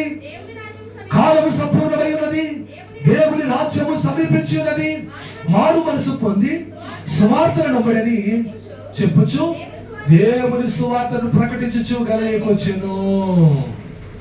పిల్లరా, ఇక్కడ మాట్లాడుతున్న మాటను బట్టి ఏమని మాట్లాడుతానంటే కాలము సంపూర్ణమై ఉన్నది. చాలా మంది ప్రభుని అడిగారు ఆ రోజు, ప్రభా నువ్వు రెండో రాకల్లో వస్తానన్నావు, వచ్చే కాలం వస్తున్నాను, ఎప్పుడు వస్తానంటే ఆయన గుర్తులు చెప్పారు మత్తయి సువార్తలో. నేను వచ్చే రాకడ దినాల్లో కరువులు వస్తాయి, జనం మీదకి జనం లేచును, రాజ్యం మీదకి రాజ్యం లేచును, అక్కడక్కడ భూకంపాలు వస్తాయి, మరి అనేక సంఘటనలు సంభవిస్తూ ఉంటాయి, ఇవన్నీ జరుగుతాయి, వ్యాధులకు ప్రారంభంగానే అంతం వెంటనే రాదు అన్నారు ప్రభు. ఇవన్నీ జరిగిపోతున్నాయండి. కానీ యేసుప్రభు ఇక్కడ రాలేదు. నేను అంటున్నాను, యేసుప్రభు ఎందుకు రాలేదు? నా చిన్నప్పటి నుండి వస్తున్నాను ఇదిగో త్వరగా వచ్చున్నాను, ఎందుకు రాలేదు అంటే మీ ఆయన గురించే రాలేదు. అదే మీకు అంత ఇబ్బంది ఉంది కదా మాట. చూసారా, ఆవిడ వచ్చేసిన ఆన్సర్, ఎందుకు రాలేదు? మీ అబ్బాయి గురించే రాలేదు. ఒకవేళ నిజంగా ఏసై వచ్చాడు అనుకోండి, నువ్వు మారు మనసు పొందాలని తీసుకుని వెళ్ళిపోతాడు ఏసై. మీ ఆయన ఎక్కడ ఉంటాడు? అప్పుడు తిడతాడు మీ ఆయన. నాకు ఏనాడన్నా స్వార్థ కూడానికి రమ్మని చెప్పిందా, మీటింగ్కి రమ్మని చెప్పిందా, రాత్రికి రమ్మని చెప్పిందా, బాప్తిజం పొందని చెప్పిందా? ఊపుకుంటూ ఒక్కతే రెడీ అయిపోయింది. ఈవేళ నేను ఎక్కడికి వచ్చాను? నేను నరకానికి రావడానికి కారణం ఎవరు? సరే, ప్రభు కూడా తీర్పులో తీసుకొస్తాడు, నిన్ను నిలబెడతాడు. ఎందుకు వదిలేస్తావు? అడగడా దేవుడు? సరే, ఆది కాలంలో కయీను హేబేలుని చంపిన తర్వాత, అంటే హేబేలు చచ్చిపోయిన సంగతి దేవుడు తెలీదా? చెప్పండి, తెలుసా? తెలియదు. ఏం జరుగుతుందో ఆయన సర్వత్రమైన అన్ని తెలుసు కదా. మరి కయీనుని పిలిచి ఏమన్నట్టు, కయీను నీ తమ్ముడైన హేబేలు ఎక్కడా అడిగాడా లేదా? మరి వదలలేదుగా దేవుడు. ఇద్దరు ఏదేరు తోటలో ఉన్నారు, రోజు ఆయన దగ్గరికి వచ్చేవారు, మాట్లాడేవారు, తినొద్దన్నారు, పండు తినేశారు, అయిపోయింది. దిగంబరులుగా ఉన్నారు, దాక్కున్నారు వెళ్ళి ఎక్కడ? చెట్లు చాట్లో. ఈ సంగతి అంతా ఆయన తెలీదా? ఆయన తెలుసు. ఇప్పుడు జరిగిపోయింది, అక్కడ అవిధేయత వచ్చేసింది, పాపం వచ్చేసింది, ఆధ్యాత్మికము జరిగిపోయింది, పాపం వచ్చేసింది, దాక్కున్నారు. దాక్కున్న విషయం తెలియదు ఆయనకి. ఆయన ఏమి తెలియనట్టేవాడు. ఆదామా నీ భార్య ఎక్కడా అడగలేదా? కయీను నీ తమ్ముడు ఎక్కడ అడగలేదా? సో ఇప్పుడు పైన చెట్టు ఎక్కడనే ఏసై తెలీదా? ఇప్పుడు భూమి మీద ఉన్నవాడు తెలుసు, చెట్టు కింద ఉన్నవాడు తెలుసు, చెట్టు మీద ఉన్నవాడు తెలుసు. దాని అంటాడు, ఆకాశం మిగిలిన అక్కడను ఉన్నావు, అంతరిక్షంలోకి వెళ్ళిన అక్కడను ఉన్నావు, సముద్ర దిగంతంలోకి వెళ్ళిన అక్కడను ఉన్నావు, వేకు రెక్కలు కట్టి ఎగిరిన అక్కడను ఉన్నావు, నీకు దాగగలిగిన మరుగైన చోటు ఏదన్నారు కదా. మరి ఆయనకి అన్ని తెలిసినప్పుడు అక్కడ వచ్చి ఏమన్నట్టు, జక్కయ్యా చూసారా? అంటే చెట్టు పైన ఎవరున్నారో తెలుసు, వాళ్ళందరికీ తెలియదు, కింద ఉన్న వాళ్ళకి ఎవరికి తెలియదు, కానీ యేసయ్యకి తెలుసు చెట్టు మీద ఒకడు ఉన్నాడని. అంటే నేను అడుగుతున్నా, ఎవరిని విడిచిపెట్టే దేవుడు కాదు. తనలో చెప్తున్నాను, ఈ రోజు నువ్వు ఒంటరిగా ఉండడం దేవుడి ఉద్దేశం కాదు, నువ్వు ఒంటరిగా ప్రార్థనకు రావడం దేవుడి ఉద్దేశం కాదు. నీ భర్త ఎక్కడా? ఏం చెప్తావు సమాధానం? నీ కొడుకు ఎక్కడా? నీ భార్య ఎక్కడా? నీ పిల్లలు ఎక్కడా? నీ కూతురు ఎక్కడా? నీ అల్లుడు ఎక్కడా? నీ ఫ్యామిలీ ఎక్కడా? ఏది నీ ఫ్యామిలీ అని అడిగితే ఏం చెప్తారు? నిద్రపోతున్నారని చెప్తారా? అందుకనే సువార్త రక్షణ అంటే ఎక్కడో అనుకుంటు, అది మారిపోయింది, నువ్వు మారిపోయింది, ఇక్కడే మనం బోర్డు చేర్చు. అది మన ఇల్లే మారలేదు. ఇక్కడ చేర్చుంటే ఎన్ని ఉంటే సుఖమే ఉందండి. మన ఇల్లే మారల. మన కొడుకులకే మారు మనసు లేదు, మన భర్తలకే మారు మనసు లేదు, మన ఇంట్లోనే ఆరాధన లేదు. మన ఇంట్లో ఒక మందిరానికి వెళ్తే ఇంకో దానికి వెళ్ళే వాళ్ళు ఉన్నారే, మన ఇంట్లో ఒక మాత్రం మందిరానికి వెళ్ళి మిగతా వాళ్ళందరూ ఇంటికి కాలక్షేపం చేసే వాళ్ళు ఉన్నారే. మన కుటుంబాల్లోనే రక్షణ లేదు కదా, ఇంకా పరిపూర్ణత లేదు కదా. యేసు ప్రభు రాకడ ఎందుకు ఆలస్యం అవుతుందంటే, దేవుని రాజ్యం సమీపిస్తున్న దగ్గరగానే ఉంది, కానీ ఎందుకు రాలేదు అనంటే కారణం అన్నాను, నీ కుటుంబంలో ఎవరికో, నీ భర్త కోసం, నీ బిడ్డల కోసం, లేకపోతే మన రక్త సంబంధుల కోసం.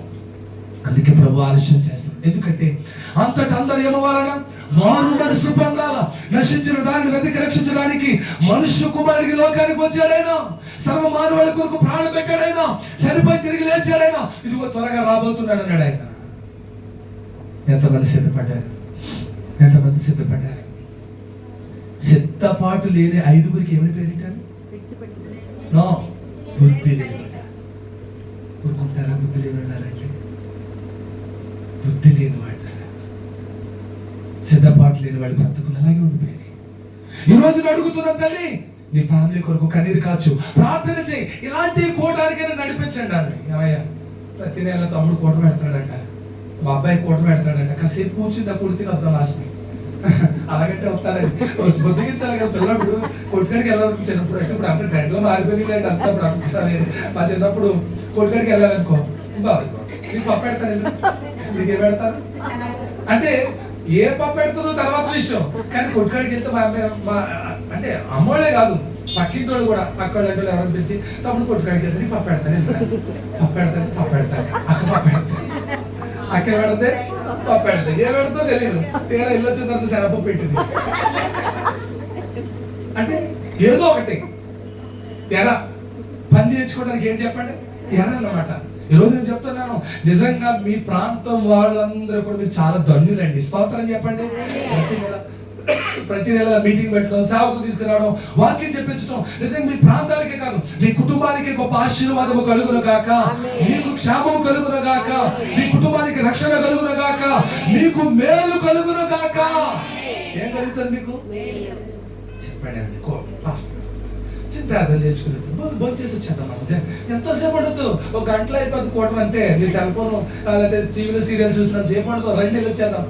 ఏదో ఒకటి ఆలోచించుకోవాలండి. ఏం చేసుకోవాలంటే జ్ఞానం కలిగి ఉండాలి. హలో స్త్రీలు, ఏం కలిగి ఉండాలి? జ్ఞానం అండి. లోకపరంగా పోవాలంటే జ్ఞానం ఉంది మీకు. నేను దైవికంగా నీ బిడ్డను రక్షించడానికి జ్ఞానం, నీ భర్తను రక్షించడానికి జ్ఞానం, నీ కుటుంబాన్ని కట్టుకోవడానికి జ్ఞానవంతురాలు తన ఇల్లును కట్టును. ఇల్లుని కట్టాలంటే కుటుంబాన్ని కట్టుకోవాలి. కనీసం ఎలాంటి కూటాలు కానీ తీసుకొచ్చి కూర్చోబెట్టండి అమ్మాయి. కూర్చొని ప్రభు పట్టుకుంటాడు వాళ్ళని. స్తోత్రం చెప్పండి. ప్రభు మార్చుకుంటాడు, ప్రభు రక్షించుకుంటాడు. నీ భర్త మారితే నీ కుటుంబం ఎంత సంతోషం, నీ బిడ్డలు మారితే ఎంత ప్రయోజకులు అవుతారు, నీ ఫ్యామిలీ ప్రభులో ఉంటే ఎంత దీవించబడి ఆశీర్వదింపబడుతుందో తెలుసా నీ కుటుంబం? ఎంత భాగ్యం అండి అది, ఎంత భాగ్యం అండి. ఈ భాగ్యం మీకు ఇచ్చాడు దేవుడు, మీ ప్రాంతంలో మీకు ఇచ్చాడు. సద్వినియోగం చేసుకోనండి. అందుకని దినములు చెడ్డవి కనుక సమయములు పోలేక అజ్ఞానుల వలె కాక జ్ఞానుల వలె. జ్ఞానం కలిగిన వాళ్ళు ఎలాంటి టైమింగ్స్ ఏం చేస్తారంటే దాన్ని సద్వినియోగం చేసుకుంటారు. తెలివైన కూడా లక్షణం అది.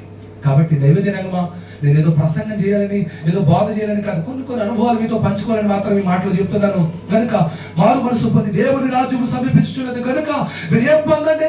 మారు మనసు పొంది సువార్తను నమ్మండి. హల్లెలూయా. సువార్తను గురించి చెప్పండి, నమ్మండి.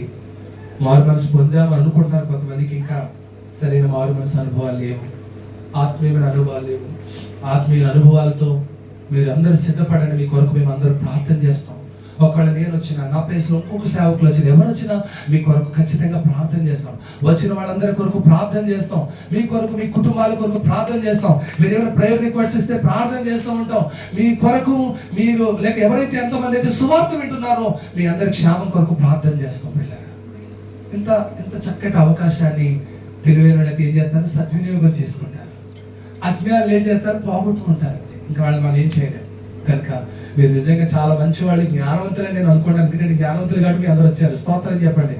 దైవికమైన జ్ఞానంతో మీరు అందరూ నింపబడుదురు గాక. దేవుని జ్ఞానాన్ని మీరు పొందుకొందురు గాక. దేవుని జ్ఞానం ద్వారా మీ కుటుంబాలు కట్టబడును గాక.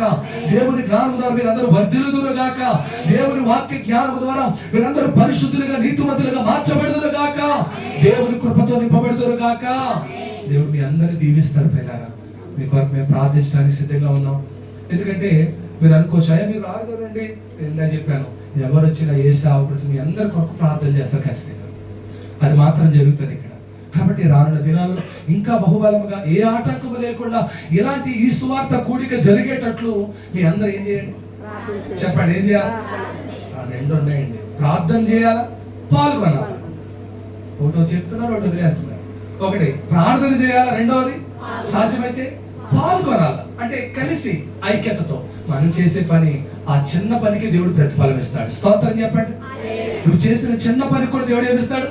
ప్రతిఫలం ఇస్తాడు ఆయన. కాబట్టి ఇలాంటి పరిచర్యలను ప్రోత్సహిస్తూ ప్రార్థన చేద్దాం. మరి దేవుని యొక్క రాకడ దినాలు బహు సమీపమున్నాయి కనుక అన్నజనులకు సువార్త ప్రకటిద్దాం. సాధ్యమైతే ఆత్మీయతతో మన కుటుంబాలు కూడా కట్టుకుంటూ, ఇలాంటి కూటాలకు మన కుటుంబాలు కూడా నడిపించుకుంటూ, ప్రభులో మనము మన కుటుంబాలు ఎదుగుతూ ఫలిస్తూ, ప్రభు రాకడ కొరకు సిద్ధపడుతూ, దేవుని కృపను దీవించబడి ఆశీర్వదింపబడి ముందుకు సాగుదుము గాక. అందరు లేచి నిలబడండి. Thank you lord.